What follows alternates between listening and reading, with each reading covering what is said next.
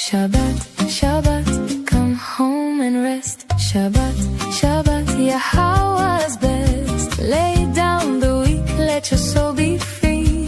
Shabbat, Shabbat, come back to me. 6 days we work, then we bask. We leave the noise to hear Yah's voice. We listen, we learn, we struggle to know. We walk with Yah through the mikveh. Shabbat, Shabbat, come home and rest. Shabbat, Shabbat, Yahowah's best. Lay down the weak, let your soul be free. Shabbat, Shabbat, come back to me. Oh, lovely introduction. We are gathered here. We've got Rich on the controls. He is taking care of Kara. We have ElYah sitting back on her section of the couch as she did for 2 hours today as we had the ElYah Song Fest. I have Mike down there in the bottom with the little glasses and the big brain. Russell and Mariah above him. And the forest, we have a different look on Dr. Jeff in a whole different angle of his home. And up there with the people flirting with my wife is Kevin. Over here on this side, we'll see if we can get him in later. We also have Perry. And Wookie's at the ready, as you can see. He is the desk carpet. It was a fun experience today as we played, what was it, 8 of ElYah's songs. We're making an attempt to be a bit more passionate and emotional with an audience that does not seem to be motivated by evidence and reason within Israel. And I think that program we delivered today for 2 hours did a really nice job of making an emotional appeal on behalf of Israel. One of the really fun things that we were able to do today, and for those that go to yadayah.com, you'll see it, is that I've posted the work that I've done so far on rewriting Written in Stone. I have, as you know, I've finished the rewrite and the publication or pre-publication work for Coming Home 4, 5, and 6. All we're doing at this point is awaiting Mike's fact checking, and we'll have 3 volumes. It's just 2,000 pages, Mike. So I don't know what's taking you so long. Well, it's gone for 3 weeks up in Illinois. So. Okay, well, that and 2,000 pages both will pretty much do it. But we'll have those books published here quite recently or quite soon. And in the Written in Stone, there was something that came up in the last couple of days that I thought was delicious, and that was that after having identified who the Malaka is in the story of the Shabbat, in the first statement on the second tablet, we were able to finally, firmly, and clearly identify the 2 people represented by the mother and father in the second statement on the second tablet. So if you go there, I think you'll read it. You'll see what the evidence is, and you'll see why I am absolutely certain that the father and mother cannot be our heavenly father and mother, because there is no heavenly mother. So that sort of disqualifies that right off the bat. And the statements there and elsewhere tell us do not respect or honor, even listen to our earthly parents, because they lead their children astray. And I put in the proof for that, which leaves us only a single candidate for each of those positions. And once you go there, it's a really interesting next step to figure out what is Yahweh offering with the 3 individuals in his name. So we'll talk a little bit more about that as we progress. We are going to repeat 2 of our songs this evening that we played during the vlog on the vlog. The first one does not have graphics yet. It is a concerto. It was both of these were written by ElYah. In this particular case, I had asked her to create a classical song on the lines of Wagner or Vivaldi or Tchaikovsky or Rachmaninoff, that was uplifting, that made your heart want to soar and makes your whole essence want to move. It's marching orders without the march cadence, if you will. And I think she did a marvelous job of doing that. And not only that, the lyrics, boy, every lyric in that song, it's almost a tearjerk when you consider how appropriate they are for what we're trying to achieve. So I'd like to play Concerto and Bashar and B minus first, and we'll go from there to people. But this is quite a moving song.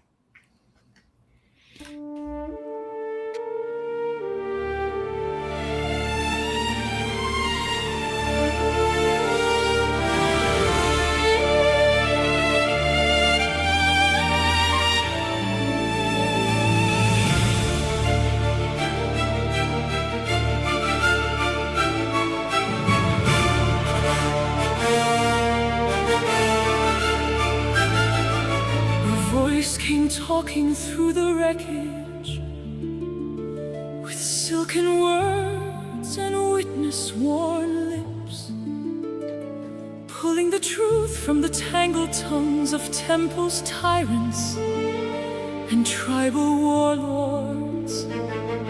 Not a throne nor a thunderbolt, no god in a borrowed disguise, just a man with a map of meaning and a match for manufactured lies. He found the name beneath the noise, the name religion had erased and nullified, took the dust off the ancient door and let the living light back in. From Qumran caves to crowded airwaves, from the script to the speaking room, Yada followed the thread through the centuries and called the children out of gloom. No price on the pages, no purse for the proof, just a voice for the voiceless and a roof for the truth. Hear the bright good news, bring the battered back to the blue. Sound the signal strong, Yahweh's name has waited too long. Yada knows, so Yada shows where the river of revelation flows. Not religion, not a ruler's scar, just truth on the tongue of the Bashar.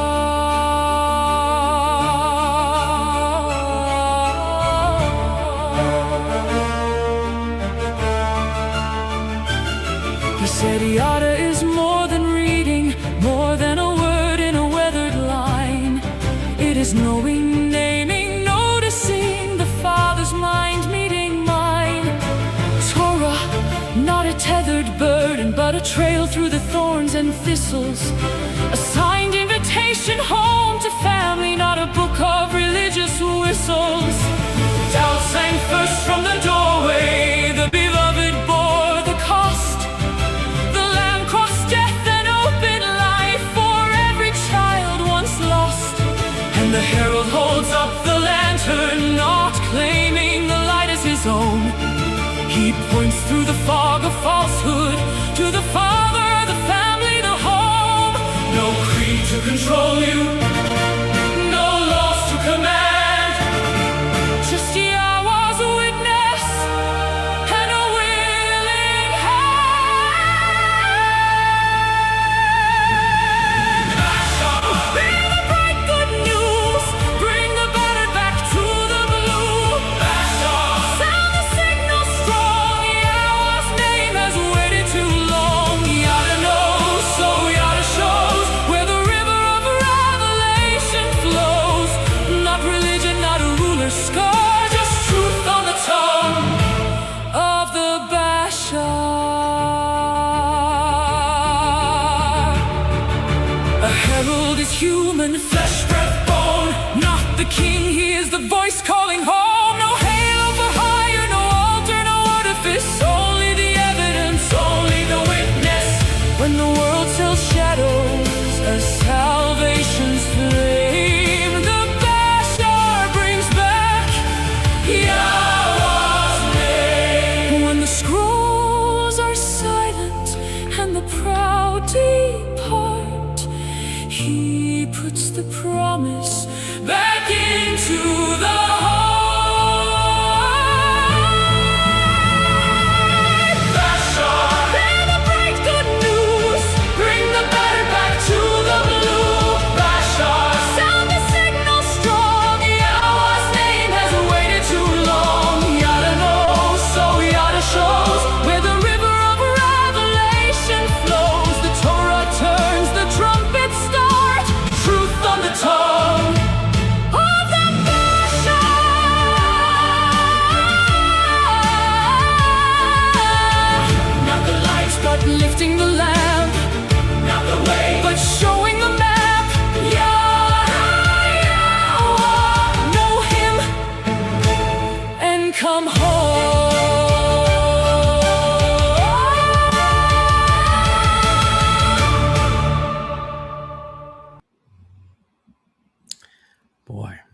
So good.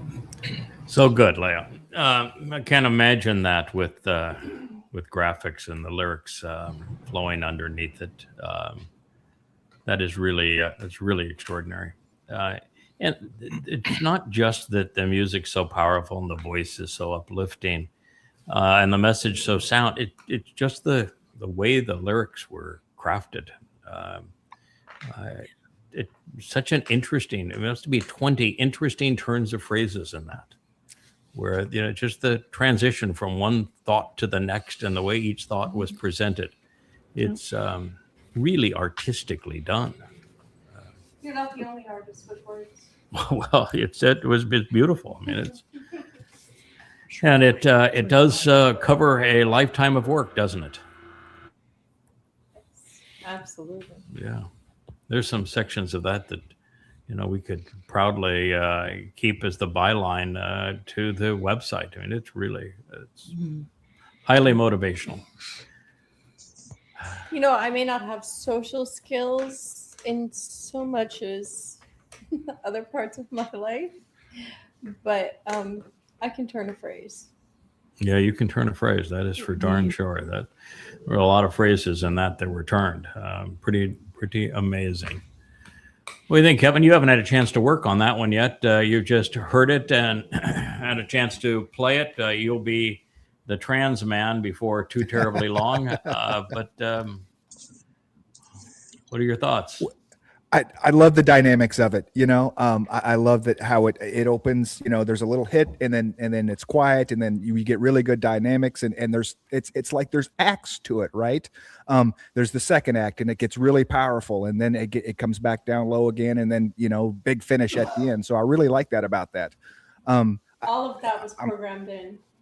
Yes, I'm a sucker for horns, so I love for the syncopation on when the horns and it's that it's that majestic, that epic feel to it. Bashar, I mean, it's good tune. I love it. It's got some good words, absolutely. So I mean, there were words there. So. Yeah, so you're a horn guy and I'm a word guy. So that is true. I can't get over the words and you can't get over the horns. Collectively, it strikes me that it's comparable to Wagner's March of the Valkyries. That this piece has that same kind of passion to it, where you'd say, "All right, this is really something special." But the lyrics are 1,000 times better than March of the Valkyries, and I actually think the voice is better because in the March of the Valkyries is strictly instrumental. And this is instrumental and a vocal piece and a powerful message all put into one. So hey, can you imagine we're going to get to do this song with Karub playing the instruments and like doing the backup singing, So yeah. Can you imagine if we get even Dode to sing? Yeah, can you imagine we'll get Dode to sing Bashar? That he'll have the backup. And at the time we'll have Leah with full voice. She'll be in a concert gown and we'll be sitting around the campfire and wow. Yeah, with the Karaboom blasting the trumpets. I bet they're good with horns. I bet they I bet they are. Yeah. They got some pipes. They got some pipes. Yes, stunning. So, Dr. Jeff, that was your, I think you heard it earlier today. That was your second go on Concerto Bashar. Absolutely scintillating, the crescendo, decrescendo, inspiring, and absolutely and profoundly therapeutic. Mm-hmm. Yeah, so many of those lyrics are so resonate within us because they are the message we've been about now for 25 years. So I love that part. I like the fact that we've got Leah's feet now there, but it's nice tootsies. Nice tootsies. She's over there on the couch with. We don't wear shoes here. With Rich. So what do you think, Russell? I think it's great. Kevin kind of stole all the words I was going to use. The dynamics in it are great. The music by itself tells a good story. if you Yes. listen to just the music alone, but then having the lyrics. I was just able to read them for the first time today. I heard it this morning, but I was busy working, so I was able to read them. But I like there's kind of contemporary, a little bit of modern mix in there with the melodies, because older music usually doesn't have those hooks that we need now, the generic little craft singles. But I love the part where it's yada knows, yada shows, and that's like a hook, very memorable. It's like people now need that kind of stuff, mixed in with the classics. So I think it's great. Yes. Yeah. It's a lot He's to it. not the light, but he shows the lamp, and he's not the way, but he has the map. There's really some wonderful twists of phrase. Beautiful poetry. It's Yeah. nice. You're an emotional girl, Mariah. What do you think? My face falls off. It's beautiful. My face falls off. You're an open book, sweetheart. Pretty much. You are an open book. I don't fake it well. What he said, as far as like the music and how dramatic it is and intense, but then it tells, there's different acts, like you said, it tells a story. Yeah, different And then acts. the words themselves, the poetry is so loaded. There's So so loaded. much there. Yes. It's Yeah, beautiful. you could do hours just on what each of those turn of phrase actually mean, and how important they are for people to A whole embrace and know. study, multiples. Yeah, it's Study on what that is. and I don't think you could have that much range in a song if it wasn't a bit classical. With classical music, I think you can have that kind of range. If it was anything other than classical, I would think it would come off as forced. But with the classical theme, it doesn't. Okay, so can I tell my little story about the research that went into the song? Sure. The research that went into the song was I wanted to create a song that would specifically target intellectuals, Okay. people who are more logical in nature. Mm-hmm. And I searched out which genres of music, and it happened to be classical. And then you had your your request that you wanted a classical song. Yes. Therefore, it just dawned on me, write something very epic Yes. about what it is they need to know. Mm-hmm. And I think I stayed up the entire night writing it, ripping it up, rewriting it, and so on, until I was happy. But the prompt, the music prompt, was part neurological science, part psychological science, and part musical science. Putting them together is hard to do, especially when you're working with a machine. But that was as close as I could come to what I had in my head. Working with humans is much different than working with machines. Yes. But Machines will work all day, but humans give better results. Yeah, but imagine if you were to try to do that and you actually had an orchestra here and you were trying to communicate and write sheet music for all that orchestra and get all of that orchestration. It would take years. It would take years and piles and piles of money. Yes. And so this is one of the marvelous applications of AI. You can say, you wrote every lyric. You can say this is, and you've trained the voices. This is, and you say the kind of genre you want, what kind of, you choose the instruments. And so it is. Yeah, these are not simple prompts. These are very close to the 1,000 character limit that Suno allows. So you're they're up there, very detailed. prompts. Yeah. So you're giving them 1,000 character prompt with every movement of the song. Yeah. Wow. And we have a new one tonight already. Yes, we're going to have people, you mean? Or another one? No, we have a new one. Oh, you have a new one? Yes. Oh, you wrote a new song today? You're killing me, Smalls. I walked in and you showed me the Concerto Bashar this morning. It was hot off the press, and there you go. You've got a new one. Wow. So, Mike, would you fact check that one, or would you let it roll? The song? Yes, the song. Oh, okay. You're a drummer, man. You can. You need more timpani. Yes. He gets More it. timpani. No, I like the dynamic. Yeah, it's a great song. I like the dynamics. The problem with modern music is I don't listen to Everything? it because it's crap. Yeah, it's just crap. But it's too compressed. Modern music is way too compressed. There's no dynamics. It's just like one solid Flat. volume level. Yeah. It's very flat. It's compressed. No dynamics. No Yeah. dynamics. I'm all about the dynamics. Yeah, this did have great dynamic range. It soars. Yeah. But you can't Yeah, it stay up goes in from you can't pianissimo soar the to- whole time or you wear somebody out. So it has to come up and down and know when to crescendo and when the voice has to soar and when the instruments do and how they lead each other. And still you all are talking about the music. It's the lyrics that are powerful. I aim to gut punch the intellectual with my music, and that's I think it worked. Yeah. What do you think there, Rich? Well, I haven't counted it out yet, but it starts out, it sounds like 6/8 time. Because after we get to the second chorus, It switches. it's got a different backbeat. Yeah, it does. So she's changed time signatures at least halfway through the song. But the thing about 6/8, it sounds similar to 4/4, but it's also an unusual time signature to do in a classical band. But she still pulled it off. But I don't know. I haven't counted out. I'm not sure it's 6/8 or not. But I can tell there's a time signature change. Yeah. It's sneaky. Yeah. We have a sneaky time signature change. Yeah. And we have our intellectual over here since ElYah wrote this for intellectuals and he likes classical music. What's your impression? Being the intellectual, all I can say is it brought a tear to my eye, and that was impressive for me. Yeah, especially for INTPs, they're not in the fields very much. So.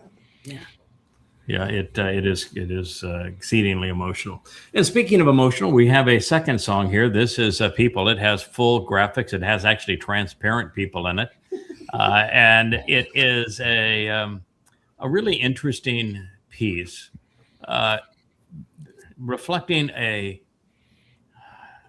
very seldom considered aspect of Yahweh's nature. And cut to the chase. People don't like God very much. And God doesn't like people very much. And I think he's just returning their sentiment. He is.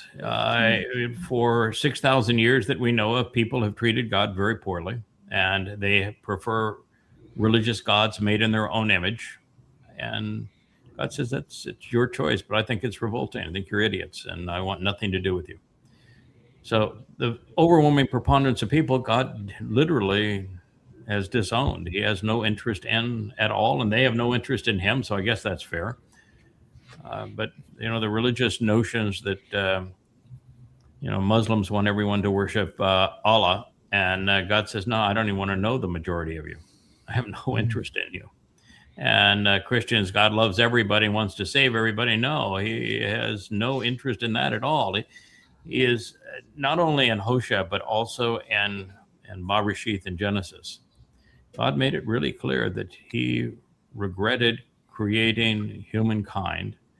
And the big problem is that when men and women became many, they became all bad.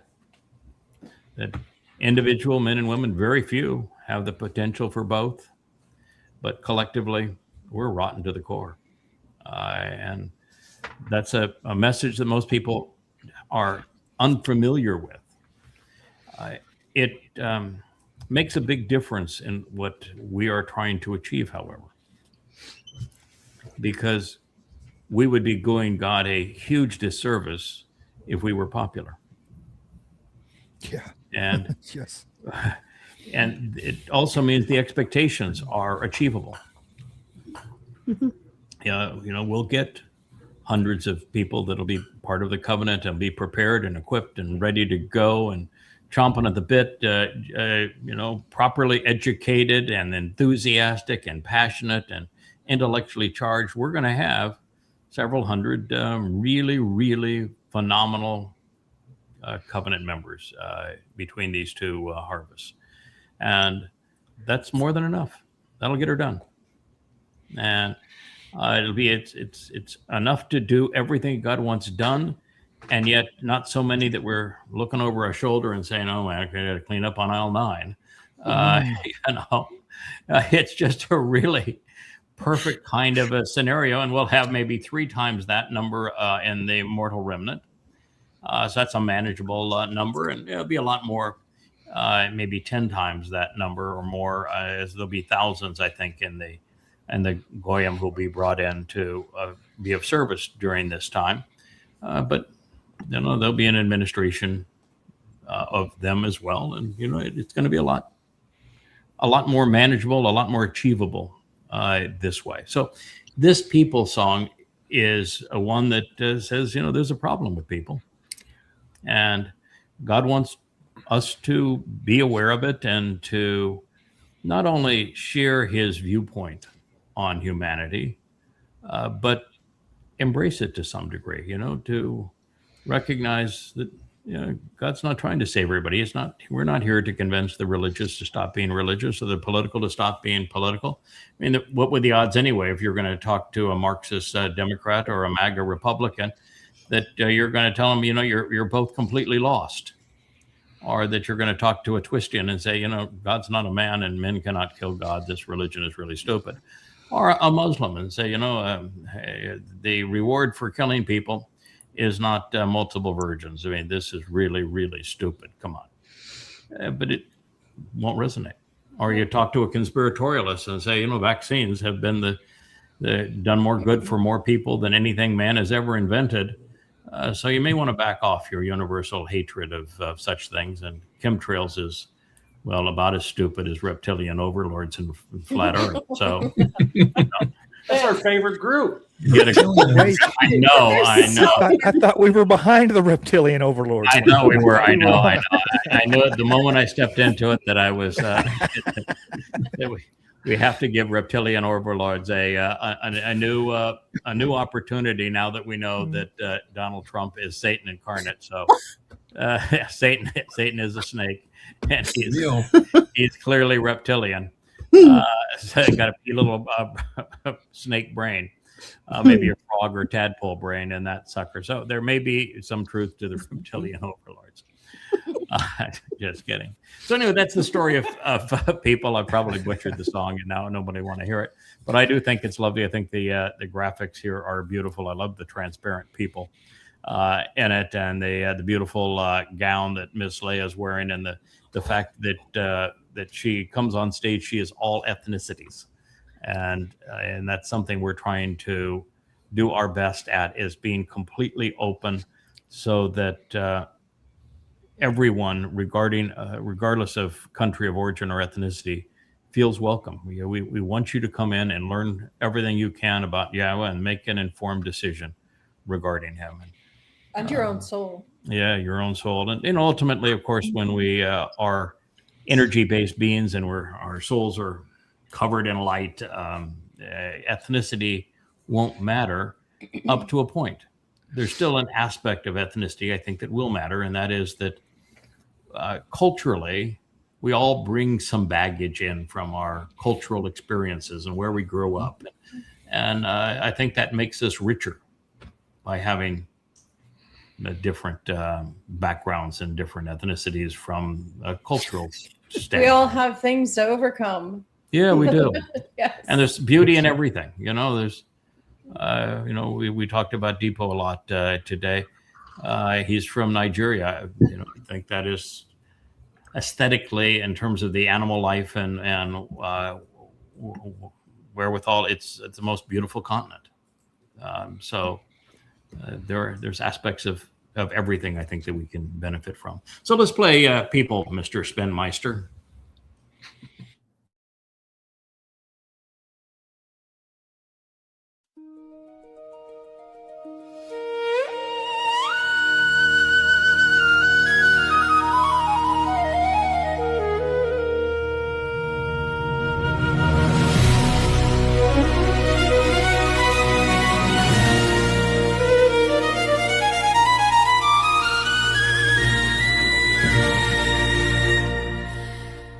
Peace.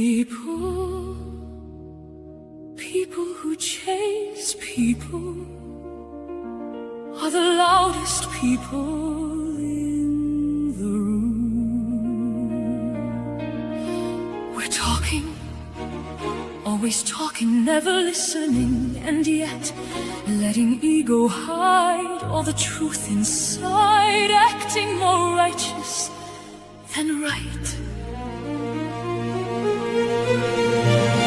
Critics are very certain people, they're the loudest people in the world, with one target, one very easy target, a feeling deep in their chests as they know all the rest. No need to examine first, just be a voice that needs to curse.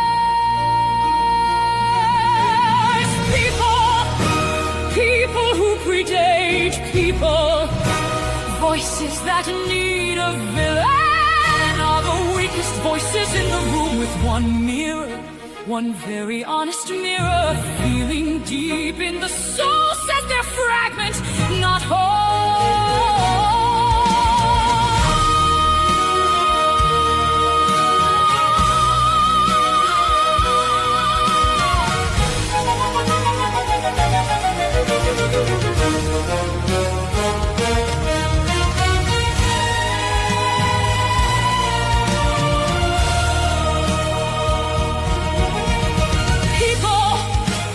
People who hate certain people,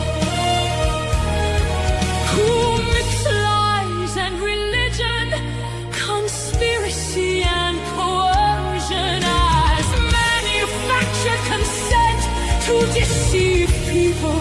No more truth and no more light, till they stop the fight. Voices that deceive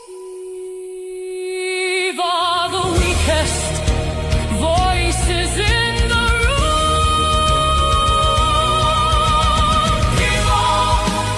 People are most deceived in themselves and to their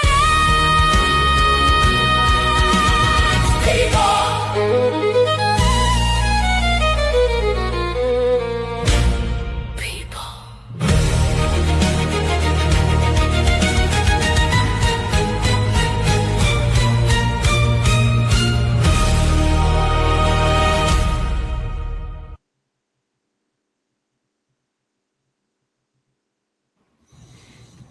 That's definitely a celebration of woman being strong, being brilliant, being in total command, knowing, I mean, that woman comes across as beautiful, and yet I am here to tell you what I know, and I don't really give two hoots what you think, because I know more than you know.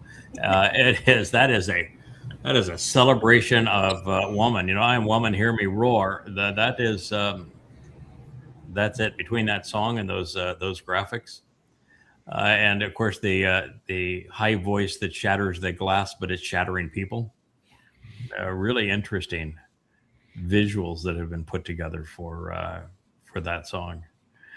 Both of these songs are the kind of thing that if they started playing around you, you are going to stop and notice. They are not. Oh yeah, that's some elevator music in the background there, or some modern monotone piece, or a bit of rap trash. No, this.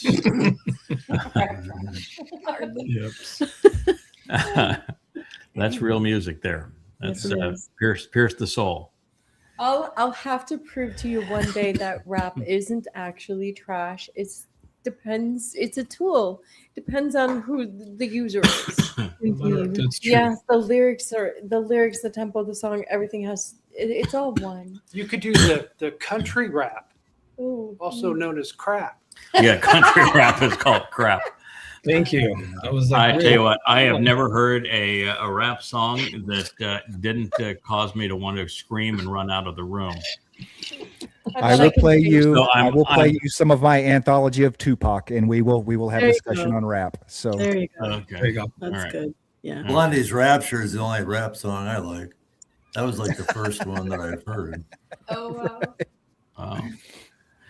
Okay, well, I got to say, Craig and Leah, both of these songs, they are piercing and they are gripping. They penetrate the soul and they grab hold of you. They do. They leave you with a richer for the message. And lyrically, what the song does is it very much. What are the three levels of intelligent communication? You know, the lowest is people talking about other people. You know, you can always tell it's when you're having a conversation with another person about an ideas, right? That is really elevates that conversation, and it's the intellectual between the two people that are having that conversation. I look behind me and I see this exclamation point on People, and it reminds me of People magazine. It reminds me of what journalism is today. It's people talking about other people, and it's completely pointless, you know. I mean, because there are so much bigger things to talk about. What are the three rails of politics, or the third rails of politics, right? Politics and religion. Those are the things you said at a dinner party, that in polite conversation, when you're making friends, and that when things don't matter, you don't touch politics or religion. When it matters, when you need to listen, learn, and live, what do we talk about? Politics, don't be political. And don't be religious, right? This is why. That's what we talk about. So, yeah, talking about ideas that matter. That's why we even do the blog on the blog, even though there's people that make statements. We really have no concern over the people, other than those that are making actually vomiting all over themselves. But it's to repudiate the ideas that were wrong and to commend the ideas that are right. There's a difference between correcting people and talking about people. Yeah, that's the social media thing where they want to talk about people or living your life online. What is it? They keep up with the Kardashians. I've never watched an episode. I understand it's very popular, but never desire to. It just it has zero interest to me. It's everything that's wrong with society, I heard. Yes. Yeah, it's just, that's what that show is. Decadent, meaningless lives. People trying to impress one another. Trash. It is trash. So, Dr. Jeff, you actually looked I think it's your daughter that opened the drapes. The room's actually more appealing, and the lighting effect is actually better. You almost look heavenly with the light behind you now. So I know you were kind of concerned that you had it closed and it was open back up, but it works. Okay, well, yeah. Well, behind there we have a lake, and we have our birds, and we have it's pleasant, but it's about 112 degrees. So there's a lake back there, but it's the birds are baking, so it's it's a dry heat. It's a dry heat. In Arizona. You know, after living in Florida and then going to Arizona, it's like one of them is you jump into either you're in a swamp or you're putting your head into an oven. Take your pick. Yeah, swamp or an oven. Okay, well, yeah, I would agree. That's a good analogy. Yeah, you know, that's why I like it here. We're 10 to 15 degrees cooler, which makes a big difference. And we're 10 to 20 percentage humidity lower. And we always have a nice breeze. So the combination works. So you're at 119 there, and on our high today was in the high 80s. We do get our Sahara dust storms. But yes, we do. Hurricanes. Nothing is perfect, but it's pretty good. Anyway, Miss, you took your face off, and Mr., you took your face off. Are married to Mrs. Take Your Fake Off. Would that one work for you? It's beautiful. I love this. The silk of the dress is amazing. How he got that. Yes. It's called. It's a very specific material called liquid silk. Liquid silk. Liquid silk. Yeah. It's. So I created the dress. That was my first dress creation in AI. Oh my, it was so hard. It was really frustrating. I'd never designed a dress in AI before, and it just kind of didn't get the technical details that I was trying to go with. And it was hard, but the material's called liquid silk. was beautiful. I can almost feel it on my skin. Yeah, it's Yeah. super soft. It really is. That's a lovely material. Yeah, it's awesome. very, those that don't know, Leah was a professional designer, high-end women's apparel. Femme Fatale was her line out of South Beach in Florida. And so she has worked with every fabric and virtually every designer of note in the world. And so now to be able to do, she writes the lyrics for her music, she scores it, she then produces, gives the direction to to Depot or John Voight, or in fact, a lot of times now it's Matt that is working on these things. You two, Maria, and now she even designs the dress for the characters that they're being. She's got some. I just want to know. Yes. I just want to know if the dress has pockets. That's all I'm interested in. Does the dress That have one pockets? doesn't have pockets. Pockets. Okay. Couture Yes. does not have pockets. Where you want to Not put your always. hands there, big guy?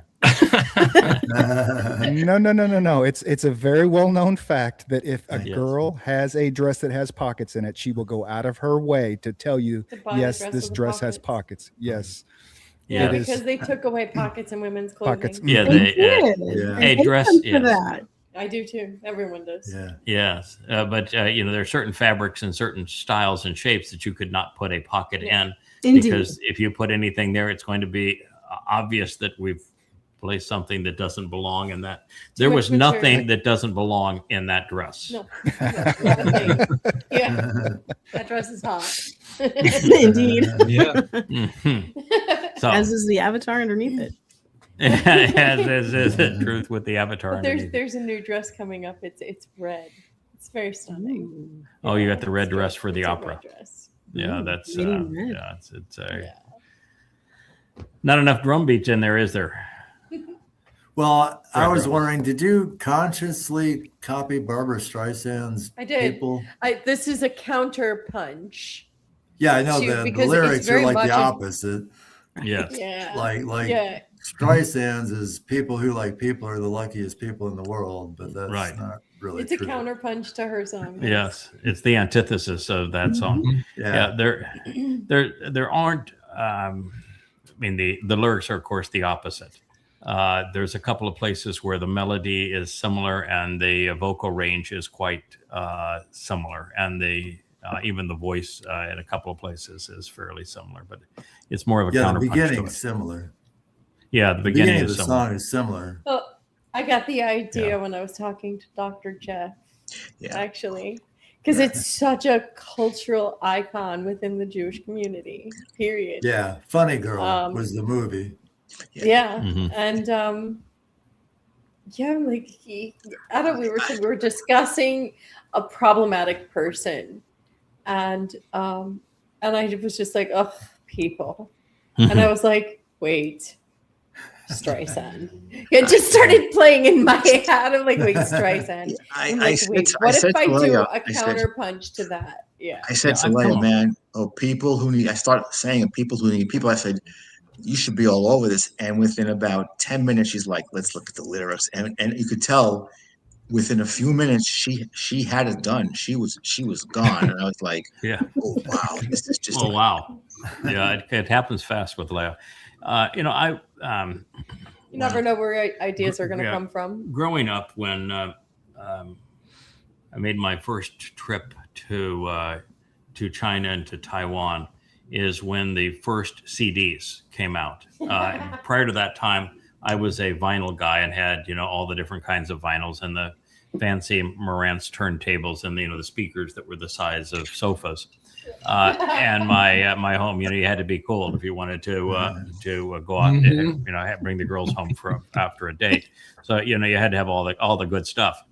And I remember the sound quality, the best sound quality you could get with a needle and vinyl. And I went overseas, and after leaving China, I went to Taiwan, and they had in their stores the first CDs that I'd ever seen, and then CD players and little speakers that would go in your ears from those CD players. And I was just blown away by the purity of the sound and how vastly superior the sound was to anything Vinyl, anything I'd ever heard before. Yeah, it was a revolution in music. And yeah, it was a revolution in music.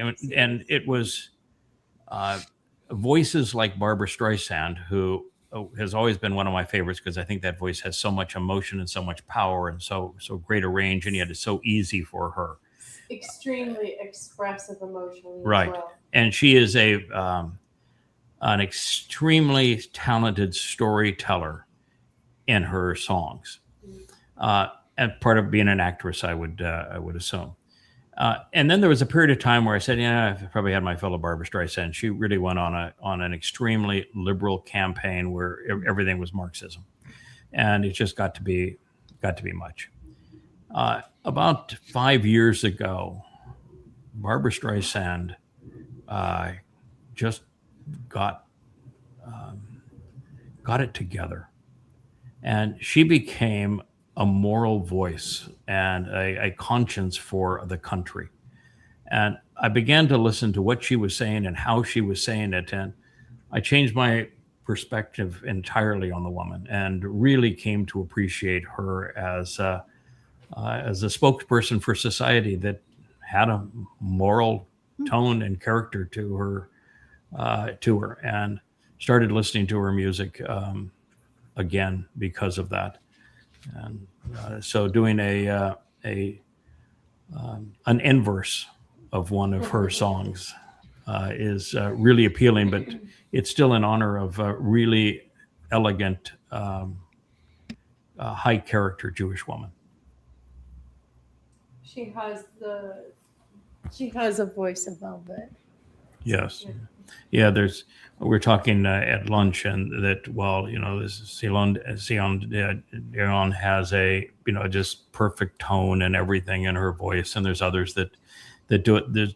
There really hasn't been a female singer that has the kind of power and range and emotion and storytelling capability of Barbra Streisand. She's really in a the difference in a league by between herself. Celine Dion and Barbra Streisand. They're both vocally expertise in their craft, both of them.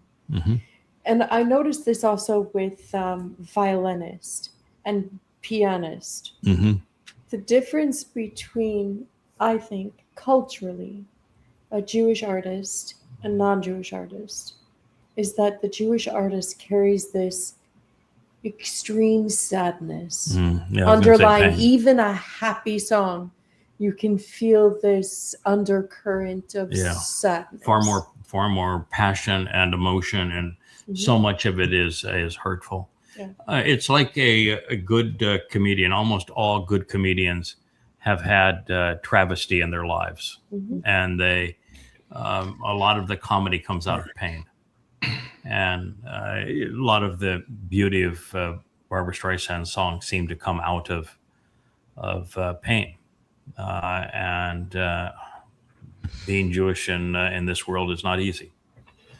So maybe that's part of it too. But growing up in Jewish families is not easy. That is also true. All right. So with that, I'd like to return to our host choice. Last week, Kevin got to choose what we were going to cover. We were in the middle of Malachi. We're going to return to Malachi. This is all about the witness and what the witness provides. And so, without further ado, let's talk a little bit about what Malachi had to say, inspired by God. Where we were at the end of our program last week, we read, "Remember the Torah teaching and guidance of my associate Moshe." So while this is recorded in Malachi, which means my messenger, the person speaking is Yahweh. Moshe was not Malachi's associate, but he was Yahweh's associate. So this is Yahweh speaking in first person to us through Malachi, and in so doing, the first thing that he is asking is Zakar Torah. And there's two aspects even of that as we get into it. The first is that, well, Zakar does mean to remember. It also means memorable men. Zakar are men who are memorable, and there's a number of men who are memorable in God's story. Moshe is clearly one of them. And he says that he is Eben, which means that he's a worker. He's there to serve, to be a collaborator. So remember the Torah teaching and guidance of my associate Moshe. He did not say, remember the oral law that I never gave to anybody. And that applies to no one, that it can be credited to no one because, well, I never provided it.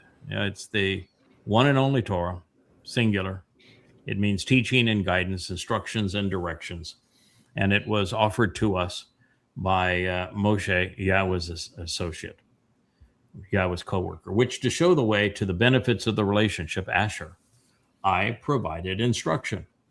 Yasha'yah is a word that is routinely corrupted by the rabbinical types to be a command, because they want the Torah to be laws, and so that if it's laws and Yasha'yah becomes commands, and then mitzvah becomes commandments, they got their religion. But that's not what the word means. It means to instruct, to delineate, to direct. And used in the shadow of Torah, it has to be viewed from what the Torah represents, and the Torah represents directions, instructions, teaching, and guidance. And so here we have a marvelous shadow to tuck Yasha'yah under so that it can be better understood. And all mitzvah is Yasha'yah with the my prefix, which means to ponder the implications of instructions and directions. So he says, I provided my instructions and directions through him in Choreb for all Yisra'el, including the prescriptions for living that cut you into the relationship. Choke.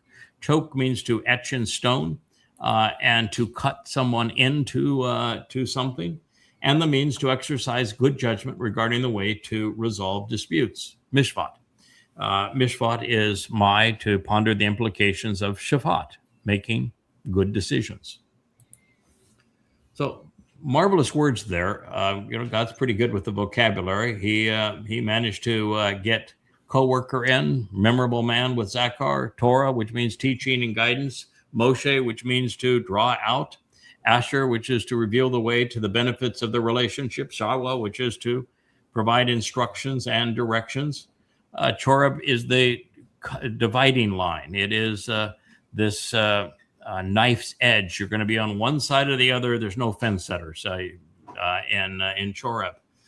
For all Yisra'el is duplicitous in the sense that it can be those who struggle and contend against God, or it can be those who engage and endure with God, depending on your response to God. Choke and Mishpat are essential elements of the Torah. The choke are the prescriptions for living that cut us into the relationship that you can view as being chiseled in stone. And the Mishpat is the means that we use to process the information that God has given us, to value evidence and reason, to make informed, rational decisions, and to know that God is using the Shafat to resolve disputes. So, powerful terminology in Malachi 4:4. Behold, pay attention. I myself will send you ElYah. Well, that's interesting because Yahweh took ElYah the same way he took Chinook, right? Mm-hmm. And so if he's saying, I'm going to send you ElYah, you might say, well, who was the other guy that was set up that way? Chinook. Mm-hmm. So maybe that's something you ought to be thinking about here. And God wants to be coy about it. He does not want to, even though I view every one of his cards is laid face up on the table, God's communicated like this over that 1,000-year period, and over the 2,500 years since, nobody has understood it. So you do have to think your way through it if you're going to benefit from it. So, behold, I myself will send ElYah. Now, the fact that God sends ElYah to Yisra'el, what is he telling us? Who was ElYah? Oh, he's the one that was completely against religion. Was and politics. We're gonna behead him, And yeah, he was the most outspoken prophet of all of the prophets when it came to impugning religion and politics. He was told not only to blast them sarcastically and demean religion and politics, and was spectacular at eviscerating them. At the end of it, God told him to go kill all of the prophets of Baal and Asherah. So he's the kind of guy, when he shows up, what would you do if you were religious and political? Run for the hills, right? Run away. Yeah. You know that he challenged the prophets of Baal and Asherah, and they didn't have an answer for anything. So do you think it would be wise for a rabbi to try to challenge him? Absolutely not. And what do you think the fate would be if a religious person tried to challenge ElYah? God's going to be consistent. So if God is sending ElYah, what he's telling us is that he is going to eviscerate once again and condemn religion and politics, and anybody who is religious or political is not going to survive him. That's what he's telling us. And oh, by the way, he's telling us one other thing. What's God's name? Yahweh. Yahweh. That's why his name is ElYah. God is Yahweh. So there are a lot of things going on with sending ElYah. And he calls ElYah the prophet. It's interesting. What book did ElYah write? None. He didn't write any book, did he? Are you aware of any prophecies that ElYah made? That Jezebel would die. That was the only one. Which one? How Jezebel would die. Yeah, but you can't call that I understand that is technically the one prophecy that he has ascribed. But my view on prophecy is if something happens before the ink dries on your prophecy, it doesn't count because you have no way to prove that it was actually a prophecy, right? I think there is one. And I think the one that the Adamah Parah? Yeah, absolutely. Yeah. Every aspect of the story of add more water. I want Toba tossed into that fire. I want lots of cedar in that fire. I want that to be a bull, and I want the bull chopped into lots of different pieces. And then while we're doing that, we're going to have Yahweh himself ignite the fire. And this is going to prove that religions and politicians, they're fake. ElYah is going to orchestrate the exact same event on Taruw'ah. That's the prophecy. It's going to happen, play out exactly the same way, all the same elements. So I think he can only be called a prophet if he fulfilled the office of a prophet. And in this case, he fulfilled the office of prophet. We have a Wookiee that wants back up here. He doesn't know that there's nothing here except, he's going to have a little of my iced tea. Who knows that I needed any iced tea left anyway. At least it's not cappuccino. It's not going to keep him up all night. The Wookachino. Yeah, Puppuccino. So he has a prophecy, and it's a very detailed prophecy, and literally every aspect of that prophecy is going to happen again on Taruw'ah. And that's something I don't think anyone has put those things together, that he is the prophet of the Adamah Parah, which is the reason God is bringing him back. It's not just to excoriate religion and politics. It's because he is the only person who has experience being a master of ceremonies over the sacrifice of a bull to rid the world of the consequence of religion and politics. And that is the seminal act of the Great Day of Yahowah. So God doesn't want the single most important display of his desire to purge his people once and for all of religion and politics. He doesn't want to leave that up to an amateur. Now, in my case, I heard you voice my need. oh yeah, thank you. Yeah, thank you. Now, and whoops. Oh, Wookie. and in my case, I get mauled, and you know, you don't have to have a great deal of experience to get mauled. You know, one time I'll probably do it. Now, the kidding aside, after being mauled, I'm turned into a sword of light, and I take out all of the. I'm actually the means that will be used to rid the world of the religious and political. And for that, you do have to have some prior preparation and prior training, because you need to do that responsibly. And so that's why he's been chosen. He is the person that's going to perform in that way. So, Yeah, and it's interesting. It's interesting that you. He's both. I'm sorry. Go ahead. He's both a witness and a prophet. I can think of someone else who also fulfills those two roles. Yeah, that's true. Mm-hmm. Yeah, we're going to be partners in that way. Now on Taruw'ah, he gets the long stick, and I get the short stick on Taruw'ah. But you know, I get to have my wife there and my friends, and so you know, it's you know, a time that I'm familiar with and everything else. So I get some advantage too. So it's fair, I guess.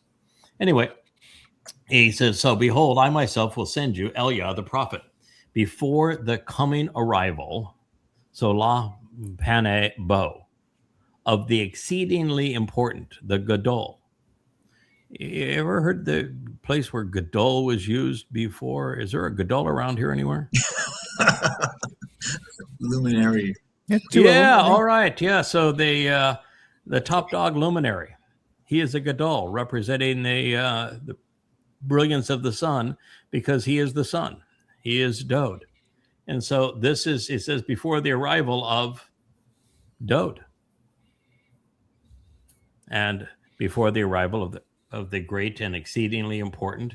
And he goes on, it's beyond just the Gadol day. It is the Yare day too. And the awesomely inspiring day of Yahowah. So you know what the great and inspiring day of Yahowah is? I mean, you've got, pick a day. What would you think is a day that God's going to say, you know, of all days, this is the greatest day ever? And it isn't Pesach, it isn't Matzah, and it isn't B'Kodim, and we can talk about why it isn't those three. I mean, watching your beloved son get crucified and then making a trip into hell, yeah, it's not all that much fun. And on top of that, the world yawned, paid no attention. And Yahowah wasn't there at the time. He sent mom and dad, his typical team, to watch over and support his son. So that's clearly not the great day of Yahowah. Yahowah's not, God said it needed to happen. He's proud of his son for doing it. That's a personal day in terms of just Yahowah saying, my son now has completely lived up to his calling and his purpose. But it's not the great day of Yahowah. Mm-hmm. Now on Shabuah, we know that most people will have no idea where those people went. Certainly not going to be the great day of Yahowah. Now, you think that Sukkah would be the great day of Yahowah? You know, you've got Chag Sukkah, open the gates back to re-entry into to Eden. If that's the great day of Yahowah, why didn't you tell us what's going to happen on it? That's the reward day. No, that's not the great day of Yahowah. Yeah. In fact, that's actually starting all over. We're going to go back to work again. You know, the first time in the garden didn't work out very well, so we're going to give you a new chance on the garden. So that's kind of going back to work day. So for a long time, I thought it would have been Yom Kippur. That's the day Yahowah returns with Dode. It's the family reunion. It's the great homecoming. It's going to be a wedding, maybe even two weddings on that day. Pretty magnificent, right? Mm-hmm. But when you put it all together and you see it presented in context, there's only one day left. Yes. And if we were to just describe all the things that are going to go on that day, it would take hours and hours. But he just introduced a fellow, didn't he? ElYah, didn't he? Mm-hmm. And he called ElYah a prophet, didn't he? Yes, he did. And ElYah has one prophecy, which is the ridding the Israel of religion and politics by the sacrifice of a bull. So what day does that bull get sacrificed? September 23rd, 24th, 2033, Yom Taruw'ah. That is correct. So we have another affirmation that Yom Taruw'ah is the great day of Yahowah. Now, a lot of things are going to happen. Yeah, as we said, Yahweh doesn't like people very much. On Taruw'ah, the world is going to find that everyone who has not been supportive of Yahweh, not taking advantage of this, is going to be gone. And you're going to find that the earth is transformed back into the conditions found in Eden. And you're going to have the sacrifice of the Adamah Parah. And you're going to have copious waters released from underneath the Temple Mount that's going to purge people, the fire that's going to be an eternal flame. You're going to have the night before the great gathering of the olives, that final harvest of Yisraelites. It's going to be an extraordinary day. So that's the great day of Yahowah, and that is what ElYah is being brought for. And it says, then he will restore the thinking and the inclinations of the fathers for the children. I think Yahowah wrote something in stone, if I can recall it, about, let's say it's the second statement on that first tablet. Fathers condemn and corrupt their children to the third and fourth generation. ElYah is going to stop that, isn't he? Mm-hmm. Yes. They're no longer going to corrupt their children. So we have the remedy to number 2, which means since number 2 on that first tablet was don't be religious, guess what we also have a confirmation of? No more religion. Mm-hmm. So then he will restore the thinking and the inclinations of the fathers for the children, and the thinking and inclinations of the children to their fathers. Mm-hmm. And in this case, it is likely that this is now talking about the second statement on the second tablet. Because while fathers will no longer be corrupting children, which means there will be no more religious fathers around, it is still a father and mother who, in the second statement on the second tablet, are specifically responsible for elongating one's life. Not making it eternal, elongating it. And it's done by the Adamah, according to God's, what he etched in stone. Now, in this case, you have to transliterate Adamah. You can't translate it, because if you were to translate it, you'd say that your life is going to be elongated in the bloody red dirt. So, methinks it's not a translation, it is a transliteration. It's going to be elongated because of the Adamah, is how it is to be understood. And so I think that is going to be what folks are going to be focused on it. And fathers is an interesting term here. And when I translated this for this, I should have been more aware of it. But the plural of fathers, Mike, what makes the plural of fathers unique? It's abot. It's a irregular plural ending. Well, yeah, and abot. irregular in what? It has the female oat. Yeah. Ending. Right. So if you took a masculine father and you gave it a feminine plural, might that be parents? Complete. It might be.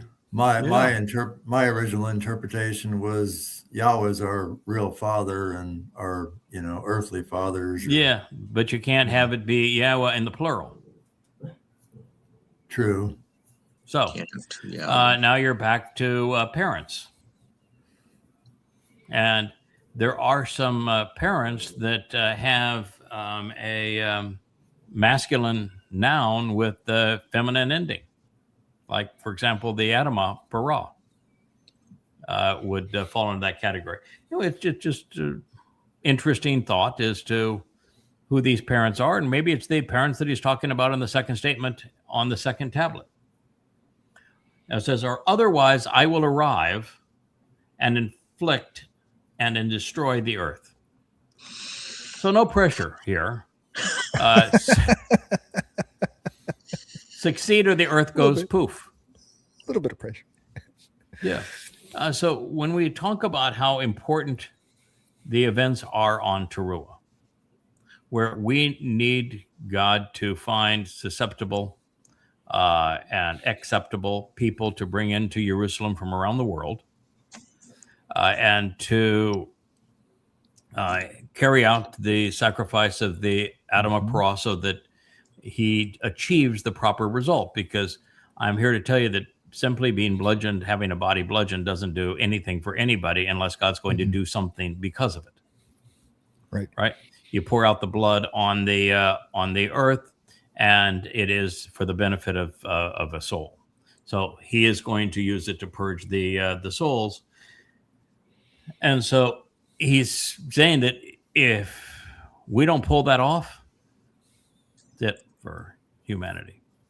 There would be no mortal remnant, and with no mortal remnant, there's no homecoming. Without homecoming, there's no return to the garden. There's no purpose of the earth. His son does not have a kingdom, so he can't come back as king. And it's all for naught, and the earth just gets blown away. God has no reason to continue any of it. Now, fortunately, we've read the prophets, and we know the outcome of all of this, and it turns out exactly as God had planned. But that is the consequence, that inflict and destroy the earth because it is so disfigured and doomed. God's looking at it and saying, it's far worse than it was during the Nephilim period, where the people had become evil all of the time. He says this is even worse than that. And when he's that was talking just about one region, that was one region, one area. This is the whole Teba, the whole planet, the whole planet. And he says in Mow'edym in the 29th chapter, the world reverts to the conditions in Sodom. And that's the conditions when he sends his Nakar back. And he says, this is going to end up in fire and brimstone. So it could be a nuclear holocaust, or it could be a symbol of the Nakar turning into a flaming sword. Anyway, that was Malachi 4:6. So this is revealing on many levels. Yahweh is announcing that ElYah will advocate a return to the Torah, not a New Testament or a Talmud. So you can't be a fan of ElYah unless you realize he's anti-religious and he's pro-Torah. ElYah is positioned as a Nabi prophet, not as a witness here. And his lone prophecy was the sacrifice of the bull, symbolic of the Adamah Parah. He's going to be the master of ceremonies for that. He is also returning to Israel, not to America, not to Europe, not to Arabia. He's coming back to Israel. That means that God never gave up on his people. He is arriving prior to the Great Day of Yahowah, which means that his attention will be directed towards the events of Yom Taruw'ah, the Day of the Herald in year 6000 Yah 2033, which is when the Adamah Parah will be sacrificed to fulfill the Mow'edym. And he is coming from Yahowah, which means that his soul has been in Mow'edym, and that it will be placed within a corporeal body, fully grown as a man at that time. So this is interesting because he said specifically that ElYah is coming back. ElYah has not had a body in Mow'edym for 2,888 years. So it's ElYah's soul that has been in Mow'edym, and he didn't say that it is ElYah's soul that is returning and is going to look like a great big ball of fire. Therefore, and he's obviously not going to bring ElYah back as a prophet, as a baby. So he's not going to be coming from a mommy womb. So God has to have the capability of taking a soul that's with him in Shamayim and inserting that soul into a physical body. Now, if he can do that for ElYah, so if he can take a man in the midst of his life and bring him to Shamayim and then return that individual, put him in a different body 2,888 years later, then there should be no limit or any concern about Yahweh doing it with others and often. Mm-hmm. So it affirms the idea of having certain souls deployed because they can be counted on to do the job well. Also, if not for this return to the Torah and change away from the religious corruptions of sons by their fathers, Yahweh states emphatically that he would destroy the earth. It's too corrupt.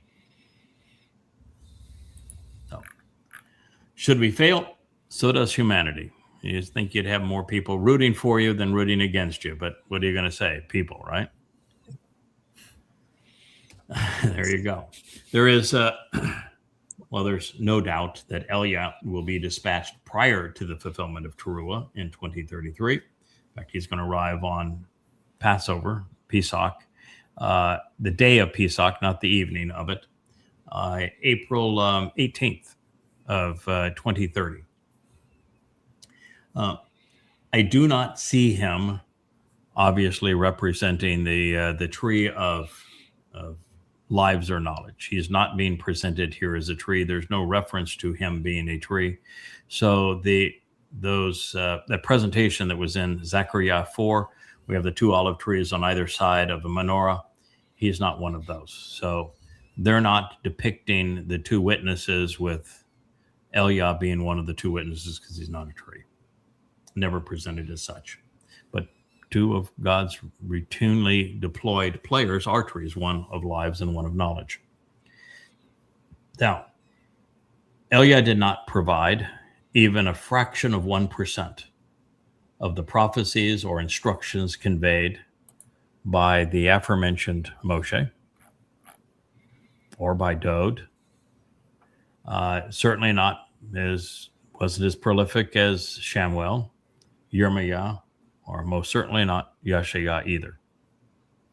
And he didn't write anything versus Yada writing 30,000 pages. So the man's being brought back for another reason, and that's his experience being sarcastic when impugning the religious and political while sacrificing a bull. Now, having written nothing, obviously he was not a tree of knowledge. Having sacrificed nothing, he was not the tree of lives. And with no prior correlation between ElYah and the Mow'edym, he isn't one of the two luminaries. He is a man who has experience doing something that is essential to God, because this is the single most important day in human history for God. And he wants to trust the master of ceremonies to do the job well. And he knows he can trust ElYah to do that. And it's ElYah's prophecy. So ElYah had something that we do not see in the other prophets, and that was that he was sarcastic. He did not have a tail that does that, but it is warm. So thank you for the fan, Wookie. I get no respect here. Rodney Dangerfield getting slapped in the face with, but it is a nice tail, as tails go. Yeah. So ElYah was sarcastic. He was quick-witted. He was exceedingly judgmental. If somebody were to try to crash his parade and take the attention away from what is happening, ElYah's got the comeback. That is for sure. He's always ready and willing to trash the reputations of the religious and political, and no one was more devoted to exposing and condemning the Israeli establishment. I don't care who they bring against him. They are not going to prevail in a debate against ElYah. I mean, ElYah wins just because he's ElYah. I mean, you're ElYah. You've come back after 2,888 years. You win by default. I mean, it's Come serious street cred. That is serious street cred right there. So Craig, I think you're being provided with Cal insurance right there. Yeah, you are.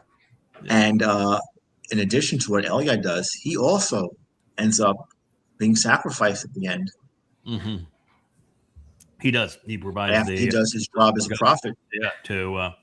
And it's interesting that the blood of the bull does what the bull has always done. It restores any issues in the relationship between Dod and Yahowah, because the bull's blood on the mercy seat on Yom Kippurim is to restore the priest, because Aaron was such a scumball that had to restore his relationship before he could even approach to do anything else and restore Israel's relationship.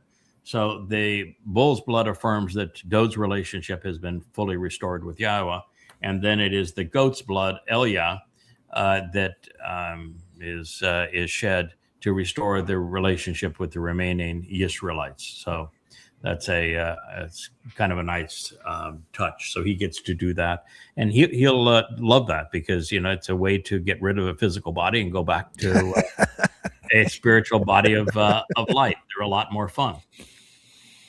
So we have the fact that he was foremost expert at exposing and condemning religion and politics in Israel, and based as it was on Babel and still is. Further, he with the Babylonian Talmud. Further, he practiced having rehearsed the job, because he orchestrated the sacrifice of the bull that gave Israel the opportunity to come clean and to choose Yahowah 2,888 years ago. I even think that's interesting, because, of course, it's 20 Yobel and then 3/8 for infinity. Therefore, he will serve as the master of ceremonies during the sacrifice of the Adamah Parah and Taruw'ah. So God recognizes the merit of mocking a society's religious and political leadership, openly and bluntly exposing and condemning them. And he is fond of those who are not afraid to stand up. And ElYah was willing to do that. And he is going to need to stand up against the rich and the powerful. I'm not going to bother ElYah one iota. Also, Yahowah loves foreshadowing important events, and fewer is vital as what would happen again in this case. And it's a beautiful foreshadowing. Also, one of the things that's interesting about ElYah is that he specifically summoned the demonic king to this event.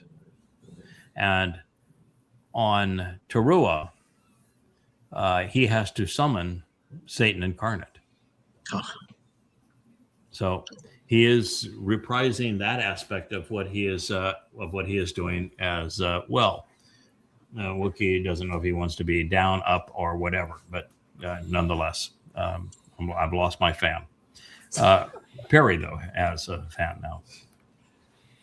So with ElYah being chosen to speak as a prophet to Israel in the years before Yahweh's arrival, his partner will obviously share many of the same traits, but they shouldn't overlap. In other words, his partner needs to be more up to speed with things that didn't even exist in ElYah's day: Christianity, Islam, Marxism, for example. So they will have probably very similar personalities, but maybe, I can't even say similar personalities. ElYah was, apart from when he was orchestrating the sacrifice of the bull and confronting the religious establishment, he did a lot of running. He went off and was isolated from Israel for a very long time. And there were times where he did a Moshe thing too. He says, "Okay, God, this is way too much. I can't keep this up. Why don't you just kill me?" So he and the bull are not exactly the same in that regard. They just both are sarcastic, fairly quick-witted, and both anti-religious and anti-political. So in this case, I think that his partner is going to be more in tune with the challenges of the false notions of Christianity, Islam, Marxism, and of course, MAGAs. A lot has gone wrong since the showdown of ElYah and the prophets of the Lord and the Queen of Heaven. And since we're making these comparisons, the man similar to ElYah in the sense of having been taken to heaven by God to be redeployed is Chinook. Now, recognizing that the Choter is a sucker, that sounds like a pejorative, but from God's point of view, that's a good thing. A sucker is something that gives a fallen tree or old roots new life, and a sucker in things like olives is highly productive. So growing out of the old rootstock of an old olive tree, giving this tree new life, it's rather obvious that he represents one of the two trees besides the menorah in Zechariah's example, particularly since the Choter is called a tree. Standing beside God's luminary, the deeply rooted and productive tree will be discussing Yahweh's symbols and using them to reveal God's intents. He's going to be very comfortable standing next to a menorah. Also, in that we learned that the Choter is the malach, conveying Yahweh's message to his people in the end. It is interesting to see that a malach is conveying this message to us through Zechariah and that presentation. We only went to Malachi to demonstrate that Malachi is going to be, there is one of the two witnesses, a prophet, but Malachi is not one of the two trees on that symbolism.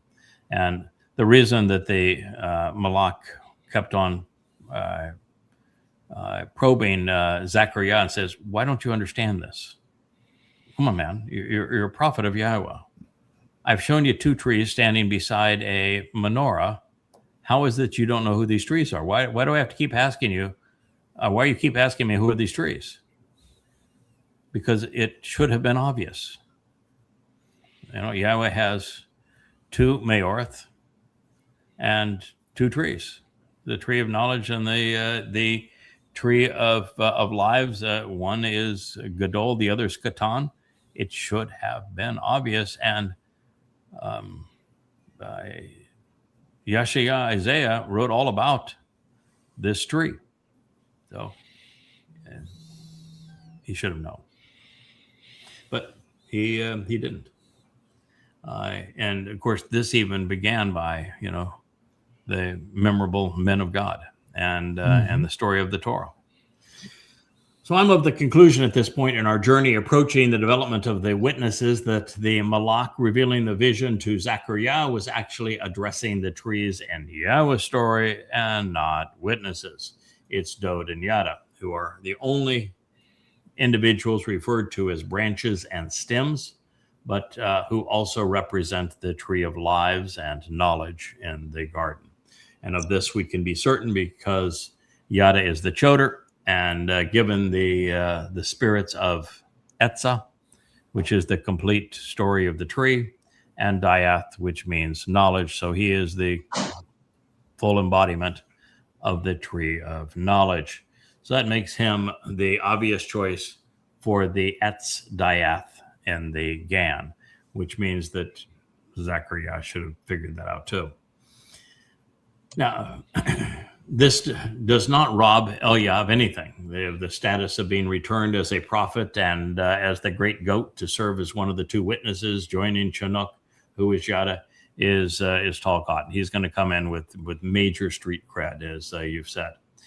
It just suggests that the only way for Zechariah to have had any chance of recognizing them would have been for him to have read the first and second chapters of the Towrah and done what we do. Every time that we read, okay, there's a greater and lesser luminary, they're both great according to God, they both serve as signs fulfilling the Mow'edym. Okay, so who are these guys and why is it presented on the fourth day? You just have to ask all the why questions until you get the answers to all of those why questions. And then what's the story with those two trees? Why does the tree of knowledge get so much attention in the garden? Why? And then why is the Choter named after the tree of knowledge? Why? Why is everything pertaining to Choter a tree? You just have to. You've got to have the want to know, and that's the whole process here. Is that you read something and you're not content to do what no one else has done before, which is to translate it accurately. You're not satisfied until you understand it. And that's what we're talking about here. So Zechariah would have had to read those stories, and then he would have to put them together with what we read in the 10th, 11th, 40th, 62nd, and 63rd chapters of Isaiah. The 10th and 11th we're going to go to here briefly, maybe in another family hour, but we're going to get to it. 10, which is the preamble to the presentation of the Choter, actually explains the environment that the Choter is being brought into and what he's going to accomplish. And then, 40 is the voice that calls out into the wilderness, and 62 and 63 are the story of the man from Edom that saves many and the life and times that he's going to endure, how he's going to be deployed, when he's going to be deployed, what he's going to achieve is 62 and 63. Zechariah was right around 500 BCE. Yasha'yah wrote around 725, 750 BCE. He could have read, should have read, had read Isaiah, and had read, should have read the Torah, and you put first two chapters of the Torah together with these chapters of Isaiah, and you have your answer. Well, you know, make Craig, the connections to understand. You should have known that the Choter is a redeemer and has to redeem the kinsman redeemer, and that, as you mentioned and translated so beautifully recently in Yasha'yah 34 and part of 35, as a liberator, and and Gaal, and the Gur, as the another hint of the foreigner who achieves the same, the same objectives in order to activate the tree of Etz HaChaim. Without Etz HaDayat, there's no Etz HaChaim. That's correct. I think in Zechariah's defense, he's a very bright man because we've read other insights that he has. He's very articulate, wonderful vocabulary, and God chose to speak through him. So this is an extraordinary man, knows and loves Yahweh. Without a doubt. And yet he did not recognize these things.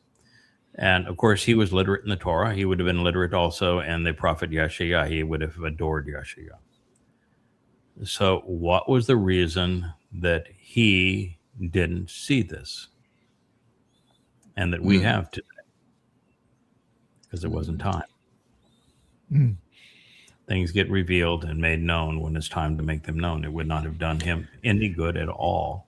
And even though the answer was given to him, the fact is that this was something that needed to be revealed and explained at the time that it was going to do people some good to know who these people are.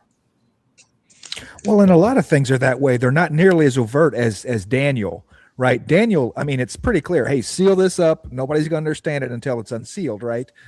For that time. But there are many. I mean, once again, we're looking back to Bamidbar and Hanakri, okay, and Chronicles, right? Hanakri. It's been there the whole time, and no one's ever looked at it through that lens. Correct. Yeah, no one's ever. It's hot. It's to understand, and maybe the reason was that everybody has a different role. Zechariah's role was to deliver the message that he was receiving. Our purpose is to explain it. and to share it so that people can capitalize on it, because the message was for our time. You look at Yasha'yah, it doesn't say that the message is going to be sealed, but no one has understood much of Zechariah. You've got every prophecy in Yasha'yah, every prophecy in Yasha'yah is misappropriated. And finally we get to the most important prophecy and Yirmiyah, which is in the 31st chapter, and it's talking about the reaffirmation of the covenant. And we're the first to actually understand that. And the way that it ends up, it says, of course, you're the ones to understand it, because the prophecy was about the Gadol and the Katan. Right. But no one ever saw that. I don't know how you'd miss it, but we missed it for a while. I guess that's the answer, is you have to be prepared to see it. Well, and the other thing is, you're not the tree of prophecy, right? You're not the tree of what comes next. No, you're the tree of knowledge. Let me explain what all this other stuff is too. Right. So right. Yeah. And Dayath is two things. It is knowledge, but it is also understanding. Dayath is based upon the verb yada, and it is comprehension. So you can render Dayath as knowledge or understanding. You can render it as comprehension, or you can verbalize it in the sense it's processing information effectively so as to deduce an intelligent conclusion.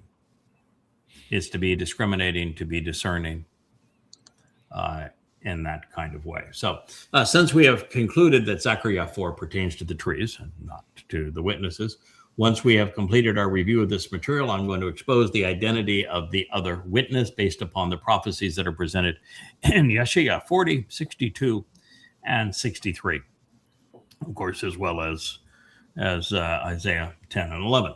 But for now, let's stay on the hunt and see what more we can glean from this meeting with the Malach. We're going to be back in Zechariah 4. We jumped into this because this is the entree to something that Kevin wanted us to share as part of this show, but we had already covered considerable portions of Zechariah prior to this time. So it says, "So then I responded," this is Zechariah, "by saying to the spiritual messenger, the Malach, who had spoken to me, to ask, 'Why are these here, sir?'"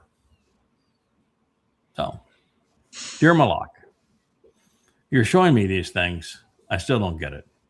Why are they here? That is, remember Yah 4:4. "And the heavenly representative who had spoken with me answered, and he said to me, 'Why don't you know Yada or understand? Why are you unaware of what is being revealed so that you can appreciate and acknowledge what these represent?'" Now, he's not trying to embarrass Zechariah. Zechariah is a good guy. What he's trying to do is ask a question that will linger throughout time. Why is it you don't know? Why is it, Israel, that you don't know who the Choter is? Why don't you know who the trees are in the garden?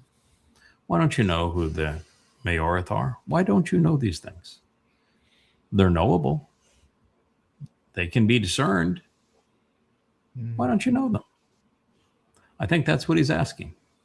It's Guilt. A question that lingers throughout Jewish time. guilt. Jewish It guilt. is. That's what. One of the great That's food what groups. Leah always. Yeah. That's exactly what this is. It's guilting. It's guilting the Yahud. Why don't you know this? Why don't you know this? It's Yeah. And he's asking an extremely bright man who is inspired by God.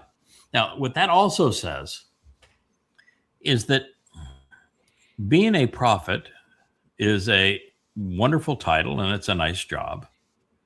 But being a prophet isn't necessarily the highest calling. Because as a prophet, you know what God said and you communicated what God says.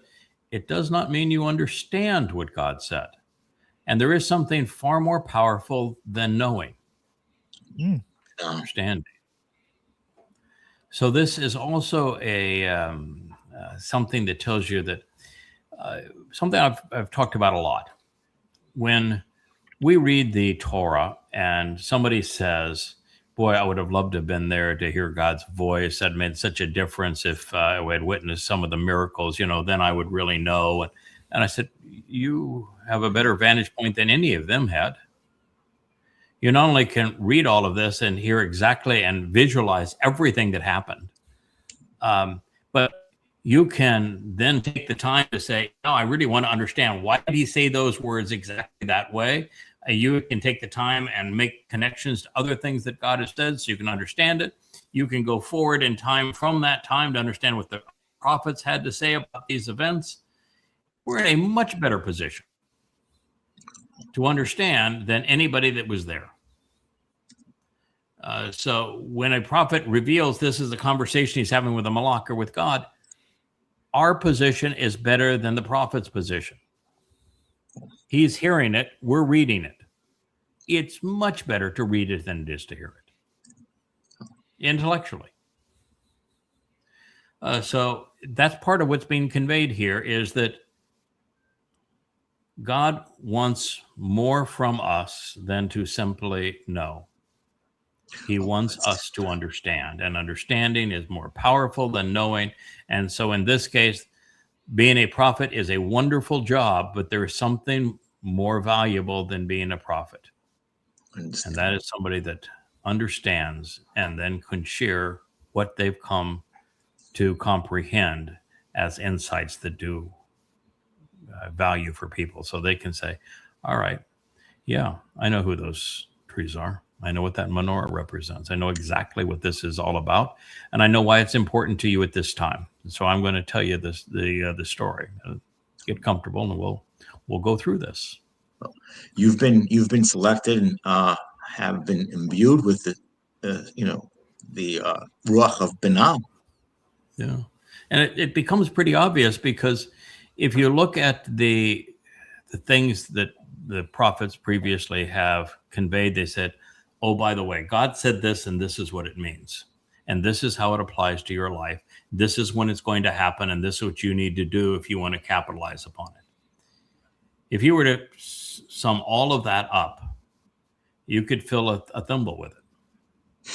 And yet, if you look at what we have done in these 40 books over 25 years in terms of insights, conclusions, timeline, who are the players, what have they achieved, how can you benefit from this? And here's the proof and evidence that would lead you from where you are to where you need to be to capitalize on this. You damn near fill an entire library. So that doesn't happen unless God wants it to happen and helps it to happen. So why don't you understand or know that Yahweh understand? Why are you so unaware of what is being revealed here and what these represents? I said, I just don't know, sir. Well, you got to appreciate the honesty. It is the same question, however, that Yahweh is asking his people today. Why are Jews so resistant to recognizing and accepting God's chosen malach messenger? Why don't they know who Yada is? Why are they so oblivious about the correlation between the two Me'orith? Why don't they know the nature of those two etzim trees, their relationship to one another? Why don't they correlate any of this to the menorah, particularly since the luminaries fulfill the Mow'edym, and there's 7 and 7. Now, I do have, an answer to this conundrum. Much of what the prophets revealed was on a need-to-know basis. God does not toss pearls before swine and sees no value in explaining things which would have no value to the audience at the time. For example, while appreciating the interplay between the luminaries and the trees and recognizing that they are Dod and Yada, it's a nice adjunct to our understanding. But what value would that have been a millennia ago? and now on the cusp of the remnant's return to the garden, well, it's essential. Similarly, identifying the primary witness set aside, ElYah, the prophet, has gone from a mere fascination to vital to Israel's survival. Now you can say, if ElYah doesn't do his thing and do it well, the planet's gone. So now you need to know, who's that other witness? Are there really two? And we will prove that there are two. And one of them is accompanied by a team of people. That is one of the most beautiful things about this whole thing, is that one comes with a team. He has a family. And God's pretty clear about what everybody does and what their responsibilities are during this last period of time. And it is all based, this cause a remnant to survive. Properly identifying Rahab as Trump was neither possible nor beneficial prior to the last couple of years. Wouldn't have helped anybody. Now it does. So further insights build on themselves. The more we know and understand Yahweh's plans, and the people behind them, the more adroit are prolific are our connections. We can go from an interesting insight to thousands of them. And just as trees grow from a seed and then mature before they bear fruit, we have to establish roots, branch out, and leaf before flowers bloom and fruit emerges. Same process. I like the fact you guys are sitting in the midst of a whole bunch of trees. That looks like a tapestry as well. Yeah. Yeah, it is. It's another one. It is. Yeah, you went from the library to the tapestry of the trees. It's really, and the way that it takes the light is really it's really beautiful. There's actually a light behind it too. You put a light behind it to brighten it up. Yeah. The water looks brilliant. So See how it glows. The water is absolutely gorgeous in it. Isn't that pretty?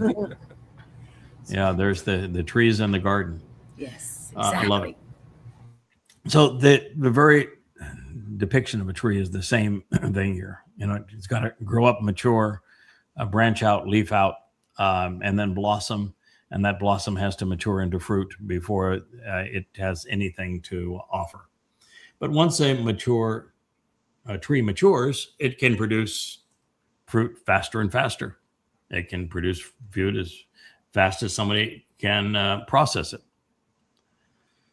Now, in this case, Moshe announced that these prophecies regarding the trees, so he's the one that made those prophecies. So why not listen to his call voice? After all, God is trying to do something wonderful through them to reacquaint Yehudim and Yisra'el with Yahowah. And the one being deployed on behalf of the other is asking nothing in return. I've been doing this for 25 years of research and writing, and he's just trying to reflect the sun's light so that you are directed to the tree of lives and can capitalize on that. And we've made it exceedingly convenient for everybody at yadayah.com. And, there's the whole Yahowah library. The books now talk to you. They turn the pages. The marvelous presentation of all of this that Joe has created for us. And then you have all of the fun faces and the people that are part of the covenant family on that family page. It's marvelous. And the timelines, so you know exactly where you are, and the Yahowah vlog where we talk about all these different subjects.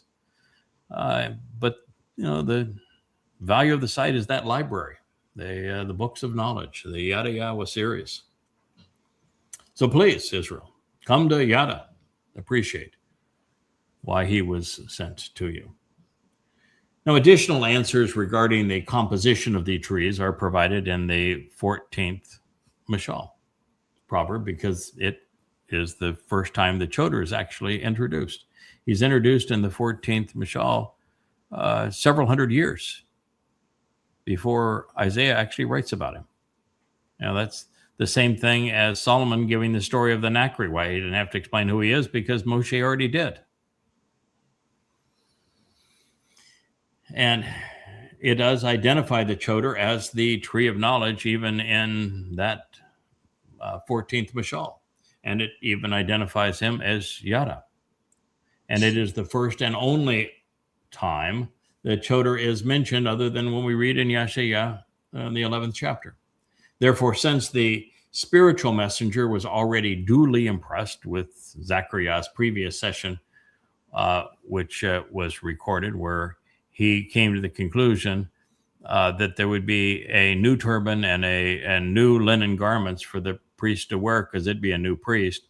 And it was from that we were able to deduce that Dod is coming back as the high priest, because he's already performed that role when bringing the Arown of the Beryth into Jerusalem, and he was wearing the ephod of the high priest and dancing. That he's the guy that's going to be the high priest, that's going to anoint the mercy seat of the Ark of the Covenant. We deduce that because of comments that Zechariah made. So we know he's a smart man. I'm pretty up on my Torah, and I would not have put it together had he not laid it out that way. So we know that he's considered exceedingly smart. And knowing this was written some 500 years. Excuse me one second. Try to get my dog's attention. I threw a chew toy at her. She's biting her nails again. So we know that there was a significant difference between the time that this was written and the time that the Choter was introduced in the Mashal. It was 5 centuries. So he should have known that as well. Now, this knowing it, by the way, and making the connections are two different things. This summation of the word picture painted by Yada 3,000 years ago will be fully amplified, and we're going to go back through it later. In fact, this very book that we're previewing here. So right now, I'm just going to give a kind of a high-level overview of what is said in the 14th Mashal, pursuant to the Choter being Yada and being a tree that is the connection that the Malak was hoping Zechariah was going to make. It says, "He who walks with integrity in what he knows to be right, credible, honest, and never wavering, respects and reveres Yahweh. But the devious one, having departed by misleading others along an errant path, disregards and shows contempt for him." What that's talking about.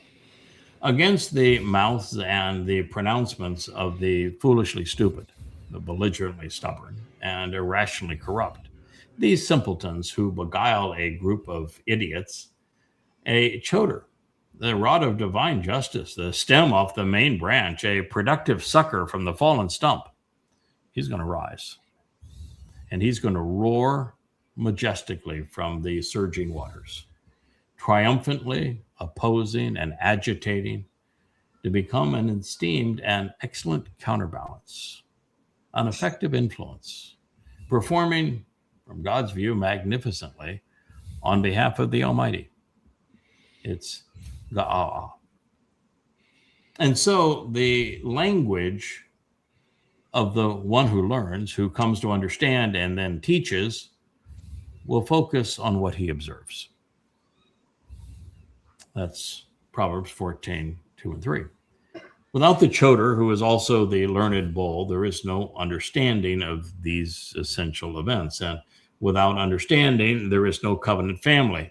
There would be no purpose to the Taruw'ah harvest, either with and without the responsive bull doing his thing.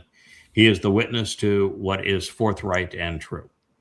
So it says, without the ElYah, which is the learned and productive bull who increases 1,000-fold, the manger would be empty. And yet, a large, productive, and abundant Taruw'ah harvest will be derived and produced by the authority, capability, and empowerment, the overall effort of this shore. this thoughtful and responsive bull. 14:4. As a trustworthy and reliable ed, restoring witness to the eternal testimony, he will never intentionally communicate that which is not true. He didn't say he will never communicate something that's not true. He said never intentionally communicate something not true. There's a huge difference between those things, because God not expecting perfection. He doesn't even want perfection. He wants somebody that's willing to learn, and that if they make a mistake, it's an honest mistake, and they'll go back and correct the mistake and say, oh boy, here we are. This is so much better. So he will never intentionally communicate something that's untrue, and yet a false and misleading witness pours out a torrent of lies and delusions. 14:5. A scoffer seeks to convey expertise and erudition, but there is none in their case. Understanding based upon knowledge, diath, is not burdensome for the bien, the one who derives the proper connections to understand. Boy, this is leading right up to the other Choter presentation, isn't it? You should choose to walk away from the presence of the ignorant and the irrational, because otherwise you will not come to know or appreciate Yada's comprehension of the language, providing informed insights deduced from these words. 14:7. The capacity to understand and intelligently deduce insights by being discerning, chokmah, for the prudent and sensible comes by way of him making intelligent connections. However, the foolishness of corrupt leadership deceives and misleads the ignorant and the irrational. 14:8. Beguiled by corrupt leadership, those incapable of thinking judiciously, the simple-minded and those without overall understanding, mock in a derisive, arrogant, and scornful fashion, constantly boasting in their disrespect for the compensation provided to remove guilt by way of the atoning sacrifice. Alternatively, those who are right on the level and straightforward observe the connections between these things to come to understand the choices which lead to being approved and accepted. 14:9. The locus of judgment and inclination, motivation and inspiration, even emotion and disposition of Yada is cognizant of, concerned about, and acknowledges the conscious capacity of his soul to observe and respond to mora, bitterness and hostility, resentment and acrimony, rebellion and defiance, as well as experiencing genuine jubilation as a result of him overcoming adversity. He is largely alone, never influenced by others, while avoiding any association with the pledges and vows of those who are illegitimate and unauthorized. Mashal, word pictures, Proverbs now all the way to the 14th statement. So indeed, while recently supported by a devoted covenant family, Yada has long battled the religious and political alone. And they are acrimonious, they're acerbic, they're disrespectful and deceitful. The idiots outnumber the insightful 1,000,000 to 1. Now, as mentioned previously, the reason I have not amplified the word picture to the fullest extent or added significant commentary is because we're going to return to the 14th word picture in another chapter of this particular volume. All I wanted to achieve at this point is to identify the Choter as Yada, which we have done. We have also witnessed that he is up against and know that he's going to deliver, even though his back will be put up against the wall. Now, recognizing that Zechariah was a prophet and therefore well-informed, the Malach was holding him to a high standard with his response. And since Yahweh has already introduced the Choter and explained his role and shared his name through Yasha'yah and the Mashal, the spiritual messenger thought that he would have recognized the Choter as Yada, and that he was represented by the olive tree on one side of the menorah. As is Yahweh's style, the Malach representing him answered Zechariah directly and indirectly, providing him with the information that he would need to make the necessary connections to understand. So our attention is being directed to the Choter and also to the application of Yahweh's Ruach, such that the combination of those bear fruit. And so let's be clear. Those standing on either side of the menorah are the central players in God's story. That's why they're presented as such. They're not simply trees.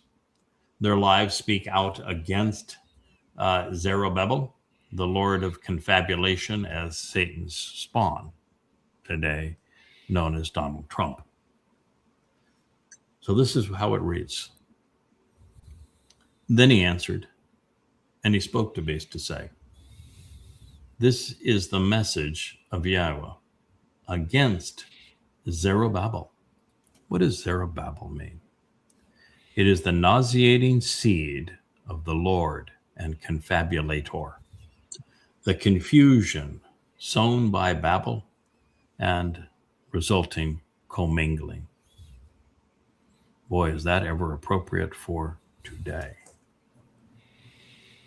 It is to say, not by might, ability, or wealth, and not with the force of authority, but in actuality with my spirit, declares Yahweh of the vast array of spiritual messengers. This is going to happen because of the Spirit of Yahweh. And when you look at the application of the Spirit of Yahweh, there's only one man that gets 7 spirits of Yahweh, and it's the only time that the spirits are actually identified, providing these very necessary traits. Spirit of Yahweh, Spirit of Chakma, wisdom, Spirit of Bien, understanding,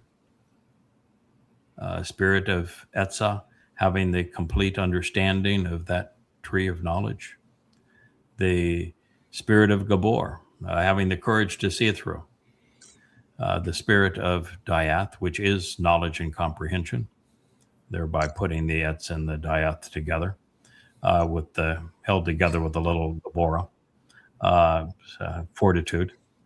And all of this is to garner the spirit of respect. You're on. That's the Choter. So he says this is going to happen because of the Spirit of Yahweh.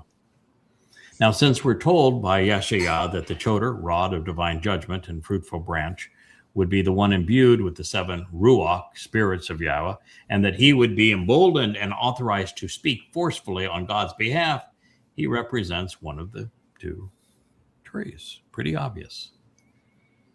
Going one step further, Yada has, with Yahweh's explicit authorization, exposed and condemned the Lord of Babel's seed and spawn as never before, having written 13 volumes of goddamn religion, Twistianity, and Babel. Got that one covered. He was the first to identify Trump as Satan. Good there too. And he has done so without financial compensation from anybody or assistance from anyone in a position of authority. So Yada, as the Bashar, the Malach, the Zeroah, the Kol, and the Choter, he's the one that fits the billing as one of those 2 trees. Now, up to the point of the messenger's question, Zechariah had been shown a menorah and 2 olive trees, both of which, well, you can put the pieces together of God's story to understand, including the connections between them. Furthermore, his interjection of the priestly head wrap into the previous vision in the earlier chapter confirms that Zechariah knew his Torah. So we're dealing with a well-read, bright man who was likely chosen because he was a quick study. But let's open our eyes a bit wider. Observe what is established between the trees. The very Manowrah of Yahowah. And therefore, we should be making a connection to the Ma'orith, the luminaries who fulfill the 7 Mow'edym. And what is it that the menorah burns? It's olive oil. Olive oil. Olive oil. And the olive trees produce olives, which are what is harvested on Taruw'ah. And they have to be pressed to create the oil that is turned into light, which is what's going to happen to one of those trees on Taruw'ah. And clearly that's the great day of Yahowah. Clearly, Maor and Maoreth are based upon the same compound of Ma, to ponder the implications of or, light. Essentially the same word. Dod is the branch, Yada is the stem. Dod opened the door to life. Yada revealed this knowledge in Yasha'yah. Further, they are presented as the 2 men who fulfill the Mow'edym, which are symbolic of each of the 7 lights on the menorah. They're the ones who present the path through the Mow'edym, by each one representing by a light. Before we reconsider the Malak's answer, remember, Zechariah is the same fellow who interjected himself into the previous narrative, telling the Malak to include the head wrap for the high priest when the high priest is replaced, so that you wouldn't have a fellow named Yosha was too soiled, too scummy to serve as the high priest.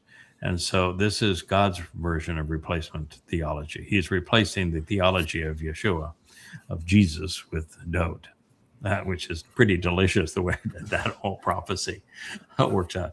Yosha is too scummy, so I'm going to have my son, and it's going to be Dod. It's beautiful. So I know the Torah too, but I did not make that connection until after the Spirit pointed me to Korah for the answer. For Zechariah to have deduced this in the moment means he actually understood the intent of the vision. He would also have to have been sufficiently confident in his assessment that he would complete the scene while in Yahweh's presence. That takes some horsepower to say, okay, Yahweh's revealing something to me. I'm going to interject while Yahweh was telling a story, and I'm going to throw in my 2 cents. Hey, that takes some confidence. This suggests that our prophet is exceedingly well-informed and intelligent and has a personal character. Now, based upon his desire to follow Yahweh's words to their intended conclusion, Zechariah would have been familiar with Yasha'yah's prophetic presentation of the Choter, the secondary branch and productive sucker, with an entire chapter of that book focused on him and the role he would play. It's actually 2 chapters because 10 is the same subject.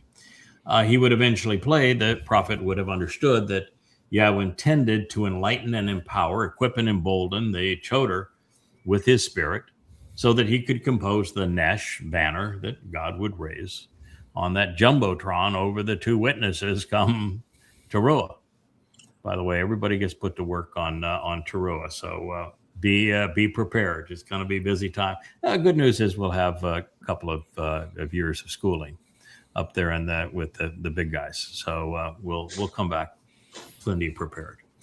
Therefore, he would have surmised that it would not have been by might, ability, or wealth, through armies, religion, or politics, and especially not through status or personal qualifications, that the Ruach's collaboration with the Choter would bring new life to a fallen olive tree. And this would be especially so in time for the final gleaning of olives on Yom Teruah, which is an olive gleaning. 2 or 3 from the uppermost branch and 4 or 5 from the branches that have been cut away. Now, while Zerubabel is a name based upon the man's history, it speaks of the seed of Babylon. Like everything else associated with Satan in Zerubabel, there is a commingling of good and bad. On one hand, the word represents that which has been Zerah, sown, and scattered Bel, the Lord of Babylon. And indeed, Yahweh will deploy the two witnesses to call his people out of Babylon. But speaking of coming out of Babel, the man named Zerubabel came out in one way, but not so much in the other. He was appointed by Cyrus, the king of Babylon, to oversee Judah, upon the people's return from captivity. So he reported to a pagan king. And while he walked out of Babylon, he carried its influence with him. Further, with only one exception, he is always mentioned in the as part of the entourage of Yahowah, the high priest, whom Yahweh called perverted, and Zechariah 3. I have a view that I'm sure there's not many that are going to share, but it's still my view, and until shown otherwise, I'm going to hold that view, which is that Yahweh actually had no interest in the second temple being built, and that the books that talk about it being approved by Yahweh are not prophetic. They have no credentials. They're historical wish lists of saying, this person did this person did that. I don't think he wanted it. I think if God wanted his temple to remain on the Temple Mount, he would have prohibited the Babylonians from being able to take it down. And if he wanted one to be on the Temple Mount, he most certainly wouldn't have a scum like Herod rebuild it or let the Romans tear it down to make the Colosseum. There's just no reason for any of this. And there's no reason for the house of Yahowah while Israel was being religious. It served no purpose. And once the one that Dode bought the provisions for was placed on the summit of the mountain that Dode acquired, and Solomon built it in this as specified, there was no reason to do it again until Dode has the opportunity to rebuild it. So that's just my conclusion, and you're entitled to disagree and have a different view of it, but I just don't see the purpose of it, and I've never been fond of the books that cover this period. They look like historical portrayals, but not inspired prophetic ones. Anyway, in Ezra 3:2 and 3:8, we find Zerubbabel's name listed alongside Yosha ben Yosha Sadak, and that's the one that's being impugned earlier in Zechariah, in concert with their journey out of Babylon, whereupon they commenced rebuilding the temple. His name is mentioned in Ezra 5:2 in the same context, and Nehemiah 12:1 we find a similar reference indicating there's nothing more than that he was among those who had come out of Babylon, including Yosha, and so like MAGA and Trump, Zerubabel was a mix of religion and politics. That's how I view it. And Haggai, it gets a bit more interesting. Yes, Mike. What was the purpose of the second temple? They didn't have the Ark of the Covenant. I know. The Ark, they actually had it. They just didn't know where it was. Well, right. But I mean, yes, the Ark of the Covenant wasn't in the second temple. Correct. That's another one of my conclusions. Well, what's the purpose? Right. You're not going to have God's presence there. You're not going to have the presence of the mercy seat there. You're not going to have anything that you can anoint on Yom Kippurim. Right. Exactly. What's the purpose? What's the purpose? Money. Religious control. Money, yeah, power, control. Mm-hmm. Yeah. Mm-hmm. Yeah. It's interesting, Craig, that you mentioned this period. It corresponds from the Cyrus around 570 BCE to second and third century CE, correlates with what's called the rabbinic period. Yeah. It makes a lot of sense. Some evidence marshaled in your favor, but it corresponds with that. And it only got worse because at least the name Yahweh was still being used up until and around the time of building of the second temple, when it went completely dark, and it could only be mentioned by the high priests on their version of Yom Kippur. Yeah, it's more you study it, the books that cover this period remind me of the Maccabees. You know, they're not inspired. They present an interesting history, but the history is there's a lot of infighting in it, and no commonality, no prophecy. So it sounds like I'm not alone in the conclusion that there was no purpose of the second temple.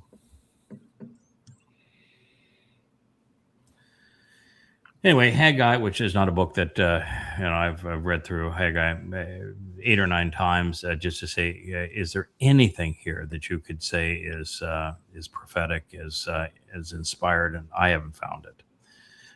So Haggai gets a bit more interesting because in 1:1, Zerubabel is introduced as the governor of Yehudah. Of course, he's a Babylonian, which is to say that he had been appointed by King Cyrus of Babylon.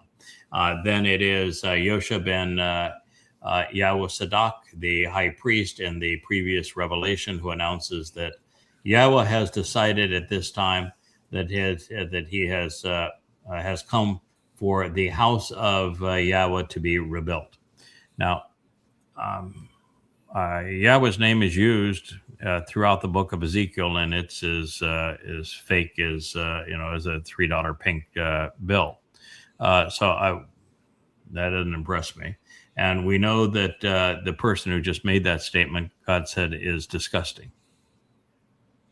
So I'm just not buying it. Maybe God had a reason. Maybe he'll tell us what the reason is that we're missing here. But I certainly don't see it. And without the Arown Beryth, the Ark of the Covenant, what's the point? And by the way, it wasn't even built the same way. No. So why would God give you explicit directions if this is exactly the way I want it built, and then it's built differently if it's God who is orchestrating it? The rabbis voted. The rabbis voted. Yeah. The Mishkan had like prophetic implications just from the dimensions. Yes. The Holy of Holies, what's called the Holy of Holies, the most set apart. 1,000 cubic cubits, so that's like 1,000 years. Mm-hmm. And then the other part was 2,000 cubic cubits, right? Yeah, it was 20 by 10 by 10, so it was 2,000, represents 2,000 years. Mm-hmm.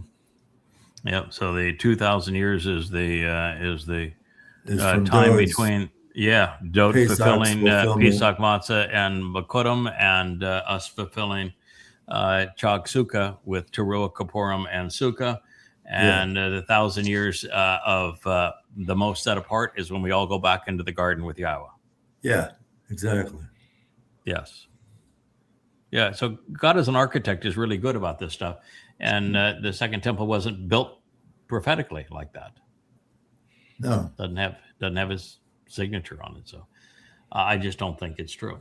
The first two of the positive accolades follow, wherein the same assemblage of fellows, along with the entire remnant of the people, listen to the voice of Yahweh as conveyed through the words of Haggai the prophet. But how is Haggai a prophet if he doesn't have any prophecies? What we learned that Yahweh stirred up the spirit of Zerubabel, the governor of Yehudah, and the spirit of Yosha, the high priest, the spirit of the entire remnant of the people, and they came and they worked on the house of Yahweh. That's Haggai 1 to 12 through 14, with everything in Haggai is chapter 1. It's only one chapter.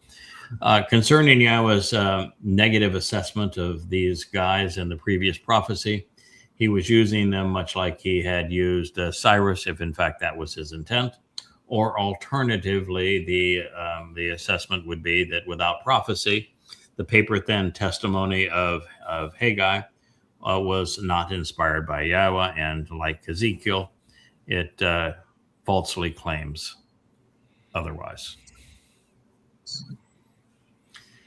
I know that in doing this job now for 25 years and writing 30,000 pages and being absolutely in love with Yahweh's teaching and with prophecy, I have never had an inclination to go to any one of the books talking about that period. I mean, other than here, I'm going to tell you this is what it says. So you want to know who the player is, then I don't see any credibility to it. So I just don't think that his final narrative reads as follows, but I do not think it was inspired. So let's say to Zerubabel, which means the seed of Babel. That's a really bad name. The governor administering the district for the king that he was administering for happened to be a pagan king of Babylon, Cyrus, of Yehudah, saying, I will shake up the heavens and the earth. But God didn't. Not at that time. I will overthrow the thrones and kingdoms and the power of the kingdoms and the Gentile nations. I will overthrow the chariots and their riders and their horses and their riders go down, everyone, by the sword of another. No. When God finally overthrows political and religious man, it's not because they attack each other. God specifically provides a sword of light to take them out. So that's not prophetic. That never happened. And it's not what God says is going to happen. So I'm not buying it. That's Haggai 2:2. I'm sorry, there's 2 chapters. On that day declares Yahweh of hosts, I will grasp hold of you, Zerubabel, son of Shealtiel. Shealtiel means I question God. Another great name, huh? Who has served my interest, declares Yahweh, and I will make you like a signet ring. Because signet ring was the seal of denoting an official identification. Because I have chosen you, declares Yahweh, of the spiritual messengers. Haggai, my feast, 2:23. Now, this is problematic because there were no kingdoms overthrown by Zerubabel. Not by Israel either. Not in the centuries that followed him. And not even since that time. And it's not the way it's predicted to go forward, even after our time. The name is toxic, both names. And if Yahweh wanted a temple on the mount, he would have protected the one he designed with Dode and built by Solomon. He would have taken his Arown Beryth, Ark of the Covenant, out of hiding, so it would have a purpose, and it would be built on exactly the same footprint, and it wasn't. Further, if he wanted such a thing, the Romans would have been unable to destroy the replacement, and he certainly would not have had a person like Herod reshape the Temple Mount, put Roman structures on top of it, and rebuild the temple. He would not have done that. I mean, Herod was a scumbag. Nor would he have allowed the temple to be destroyed and to have its contents be used to build the Colosseum. Moreover, in Zechariah 2:6, Yahweh is opposed to Zerubbabel and not in favor of him, and says he's filthy scum. So the most positive spin that can be placed upon this is that Zerubbabel is similar to the king who had sent him. In Yasha'yah 45, God said that the arrogant and murderous pagan monarch, thus says Yahweh, to his anointed, to Cyrus, for the sake of my associate Jacob and Yisra'el, my chosen, I call you by name. I name you, though you do not know me. So Cyrus doesn't have a clue who Yahweh is. So Israel should be careful when this says the second coming of Cyrus. God says specifically, you don't have a clue who I am. I'm just using you. There is therefore the possibility that the seed of confusion was a tool to be used on behalf of Yisra'el, but we will not see either of these Babylonians in Shamma'im, and one is clearly headed to Sheol based upon Yahweh's testimony. Therefore, just as Yahweh denounced Yosha and his entourage, his entire entourage, which included Zerubabel, and concluded his assessment of him by suggesting that he is the very insignia of Babylon that has necessitated the demise of modern incarnations, we are wise to see Zerubabel as the seed of confabulation. And well, we have no credibility because there's no prophecy that was fulfilled or will be fulfilled in Haggai. Zechariah's got prophetic credentials coming and going. So if he says the guy was a bum, guy was a bum. So Yahweh used an ordinary man coupled with a strong and forceful hand to withdraw his people from Mitzrayim.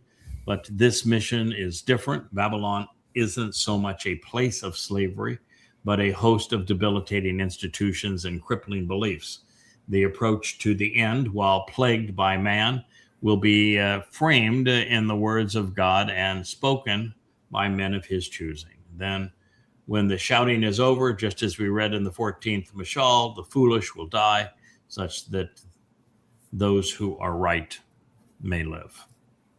Now, speaking of those who respect the might of nations and their militaries over the Spirit of Yahweh, authority figures over inspiration, the spiritual messenger asks a leading question. But more than this, God is making a statement by contrasting his Gadol luminary to the confusing seeds of the Lord. They're at odds with each other, as we would expect. One is vital, the other is a contradiction in terms. And as for the Gadol, he is also the capstone of the covenant and of God's home. And it is in our interest to repudiate all of the worthless lies written by the religious about him. Where are you? The question is raised. Mount of the Gadol. I'm pretty sure I know where the Mount of the Gadol is because we know who the Gadol is. He is the greater of the two luminaries, and the mount would be Moriah. To the appearance of Zerubabel, the confusing seed sown by Babylon, a flat and upright place, he will withdraw the capstone amid falsified and vain shouts and worthless lies. Chin, show favoritism and kindness towards it. That's Zechariah 4:7. So whether it's political, religious, or geographic Babylon, there is a Capitol Hill in America, the Vatican above all in Rome, and claims to the Temple Mount amongst the Muslims. They all believe that they hold the high ground and that their claims are lofty and important. Well, not so much in God's eyes, because he is going to level them, all of them. It is what happens when a person who is standing against God dissolves into goo and Taruw'ah. They literally do. They're just going to become goo, liquefy. So those who have questioned what is agreeable and straightforward will be flatlined, reduced in dimension so that they only exist in time. And the capstone of Christianity, which is the New Testament, the cornerstone of Judaism is the Babylonian Talmud, and for Americans, it's their claims of superiority and manifest destiny, their self-appointed right to meddle in everyone else's lives. For Muslims, it is Allahu Akbar, the absurd notion that Allah is greater than a mouse, perhaps. Confronting them with the truth, the eyewitness will reduce them to rubble. But before Yahweh, the cornerstone is his firstborn. It's stowed. So even to their last breath, there will be Tashuah, deceitful and destructive shouts, which are devastatingly ruinous, worthless, and falsified, clamoring to negate the things God has claimed of his son. But before it all, he will stand tall on the mount of the Gabor. We're going to all be there. It'll be our home too. The mount of the Gabor is of the greater luminary, and it's home on Moriah. And yet, yeah, we'll have Moriah on Moriah, and yet, and Russell too. And yet, even as the exemplar of man's most, well, we're going to get Mike there, but he's going to be fact checking to make sure all those stones are in the right place and that we're all positioned correctly.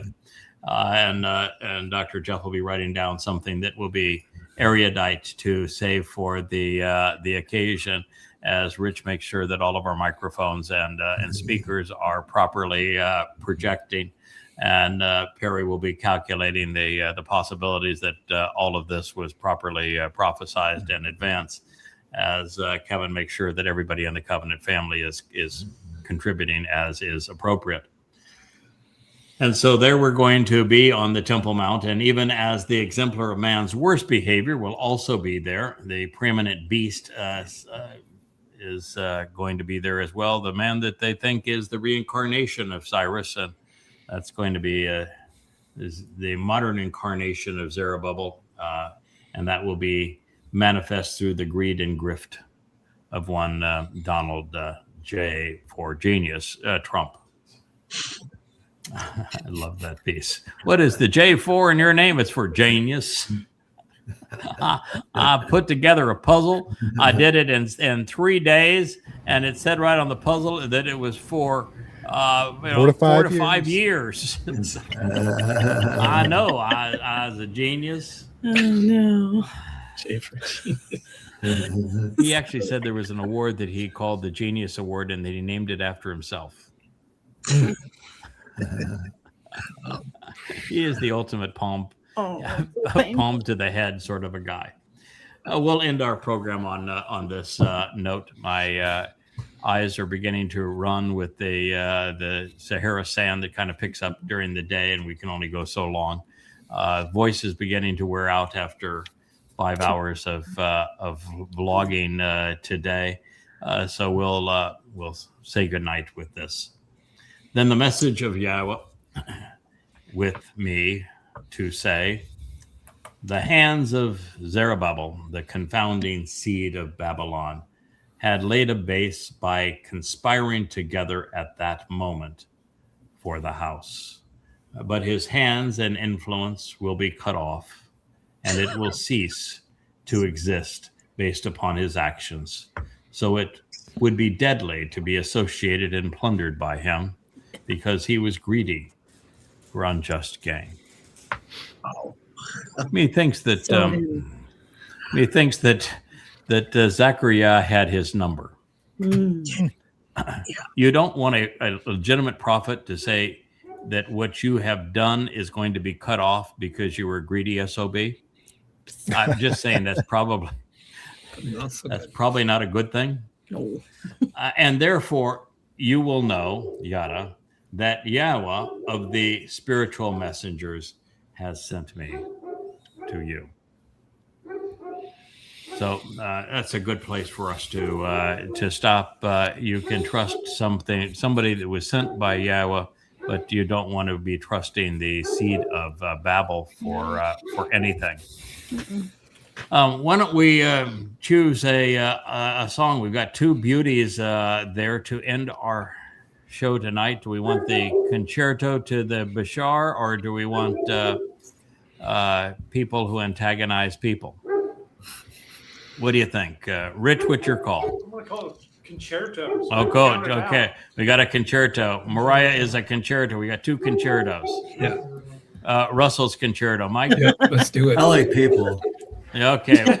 So we have three concertos. Three concertos and a people. It's people's night. It's people's night. It's people's night. People. So now it's 3-2. She's so pretty. Okay, what are you saying there, Dr. Jeff? It's concerto all the way. Oh. What were you going? Oh, concerto. Okay, so now we have 4 to 2. Perry, 5 to 2. I am also concerto. It is 6 to 2. But the man that controls the He can play whatever he wants. He can play whatever he wants. We have, Play Suka. but in favor of the man is up there that can play whatever he wants. We were sharing from the book and reading the place that he made a choice, and we went along with his choice of what to present, and we'll do the same thing next week. So we were pretty accommodating of Mr. Kevin up there. My guess is he will accept the favorable vote of the majority of family. Yes, Mike? I just have a reminder, Towrah is coming up in 3 weeks. Yes. It's either September 11th or 12th, depending on whether you do observational or astronomical. Yes. Getting prepared. We'll make certain we break out and do another show just on what's going to happen exactly in 7 years on Taruw'ah. So, yeah. I hadn't looked up exactly the date, so you're telling me which day of the week is it? Friday or Saturday, depending on whether the 11th on Friday, the 12th is on Saturday. Shabbat. Yeah, really. I love observational. Observational is the 12th, and astronomical is the 11th. Okay. And do you know how much of the moons? Well, it's a new moon, so I can tell you, right? Friday, September 11th, visibility is 0.3653%. It's under 1%. Yeah, it's under 1%. Under 1. But of course we're at a new moon here, so under 1%. September 12th is 2.8097% visibility. Right. Yeah, I know what I'm going to do. It's 7 years before, and the one that matters starts on a Friday evening, right? Mm-hmm. And so we can legitimately start on a Friday evening, and we can mirror what's going to happen in 7 years, which begins with the gleaning on a Friday evening and the Great Day of Yahowah on the Saturday. I like the 11th. Okay. The Friday evening. Again, that's the nice thing about all of this too. You can use your own thinking and make your own judgment. And yes, I just want to go out by the pool. I just want to go out by the pool and have fire and lots of water and stuff, right? And kind of do a reenact, So. Leah wants a show Leah can blow where the show we're all in do a slumber party. We're all in jammahs for a show. I haven't had jammahs since I was 5 years old. Everyone knows. Nevertheless, she wants a slumber party in jammahs for a show. And this time of year, that pool is 90 degrees. And so we can do a show out there with the fire in the pool, and it could be a swimming show. You could all come and bring your bathing suit. We'll splash around in the water. That's we're all representing the sea, so water's a good thing. Mm-hmm. Okay, so your other point was, if Taruw'ah is a compound word, it's based on ruah, right? But if the T comes from ta'ab, then it means to either long for something or to loathe something. So the rabbis loathe Taruw'ah, right? They replaced it with Rosh Hashanah. And we long for it. Yeah, and we long for it. We desire it. We long for it. Yeah. So Tab is the Strong's breaks it into two different numbers, but it's really spelled the same, and so it's got a light and dark side. So it's H8373 or H8374. Yep. So we long for conveying the message and providing the good and bad news. We long for that witness to Ruah to convey that message, and they despise it. Right. Yeah. They replaced it. Yeah, they replaced it with Rosh Hashanah. So I like the 11th of next month, Friday, because we can replicate what's going to happen exactly 7 years. So we're 11 days away from it being exactly 7 years. I like that a lot. So we will celebrate that. And between now and then, hopefully we'll have, we can't lose on either one of these two.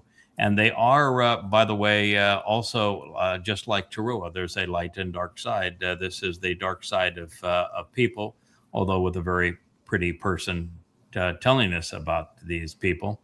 And then we have the guy that looks like the deer caught in the headlights on the other side by way of contrast. But it is an uplifting song about the job of the Bashar. So you can surprise us. Does it matter that Leah voted people? But Leah voted in the chat, and she voted people. Yeah, that would have. Does that matter? No, because it's still that make it to what, 6-4? 6-3. Oh, 6-3. Okay. Yeah, 6-3. Okay. So it looks like it's going to be the concerto. I could switch. In fact, you know what you could do? You could play them both, right? You could follow concerto by people, and everybody wins. How about that? We're going to follow.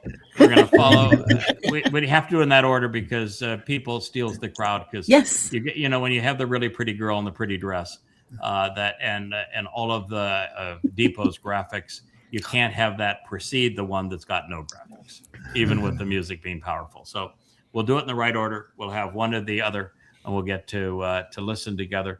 Just as a reminder, while concerto is playing, our mics are all live, and we are on the screen. That is not the case when people plays.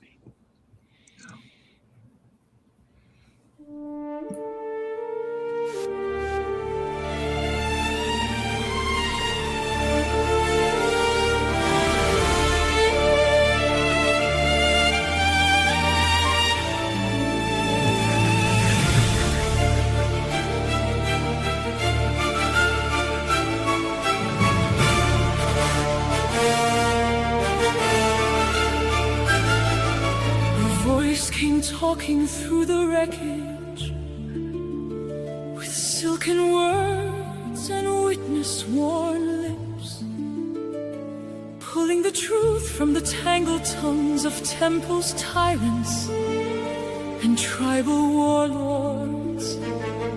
Not a throne nor a thunderbolt, no god in a borrowed disguise, just a man with a map of meaning and a match for manufactured lies. He found the name beneath the noise, the name religion had erased and nullified, took the dust off the ancient door and let the living light back in. From Qumran caves to crowded airwaves, from the script to the speaking room, gotta follow the thread through the centuries and call the children out of gloom. No price on the pages, no purse for the proof, just a voice for the voiceless and a roof for the truth. Hear the bright good news, bring the battered back to the blue. Sound the signal strong, Yahweh's name has waited too long. Yahweh knows, so Yahweh shows where the river of revelation flows. Not religion, not a ruler scar, just truth on the tongue of the Bashar.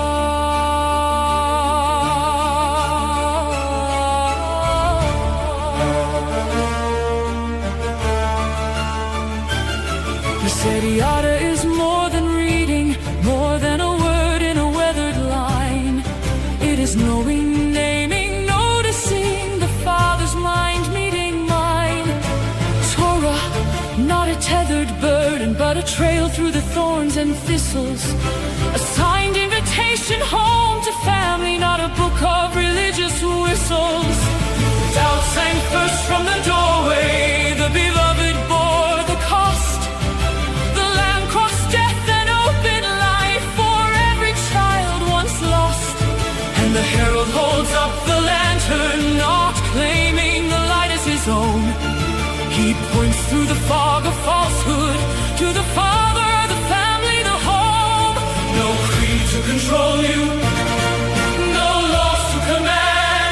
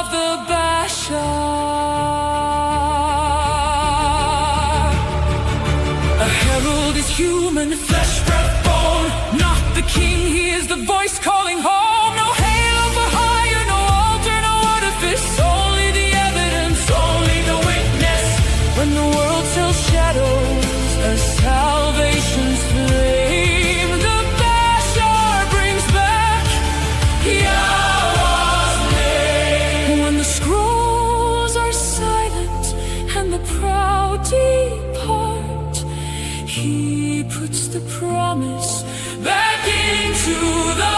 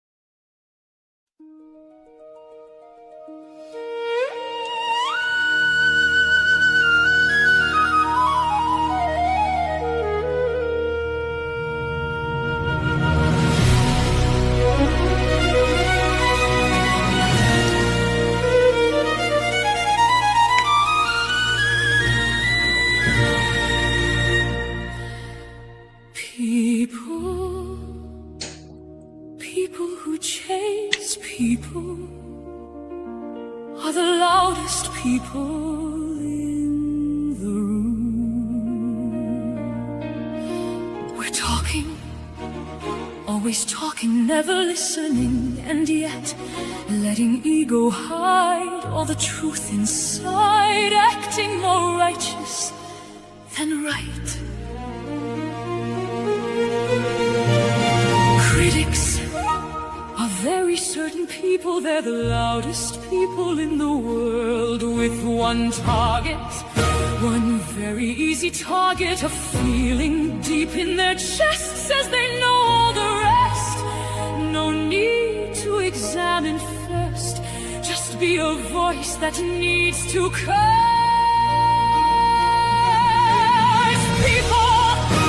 People who predate people, voices that need a villain, are the weakest voices in the room, with one mirror, one very honest mirror, feeling deep in the soul says they're fragment, not whole.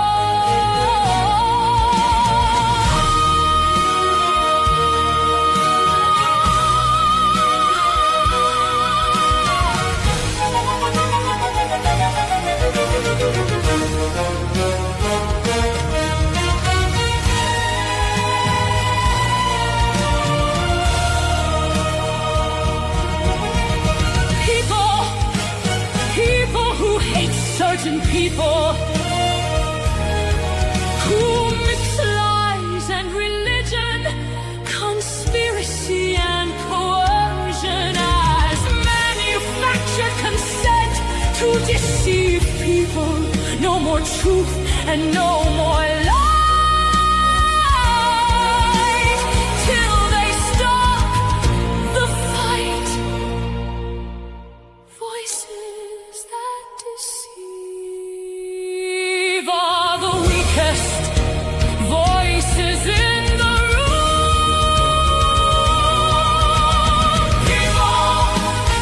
People are most deceived in themselves and to their ends. People.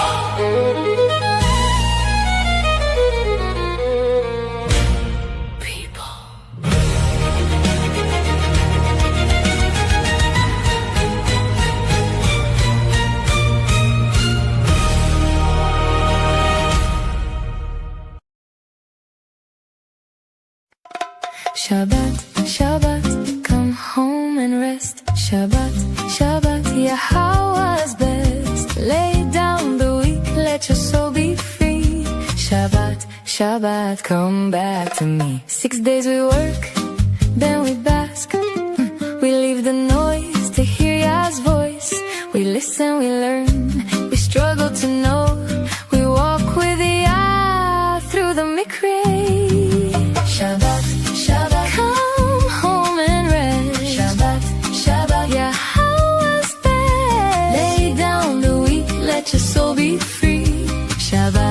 Shabbat, come back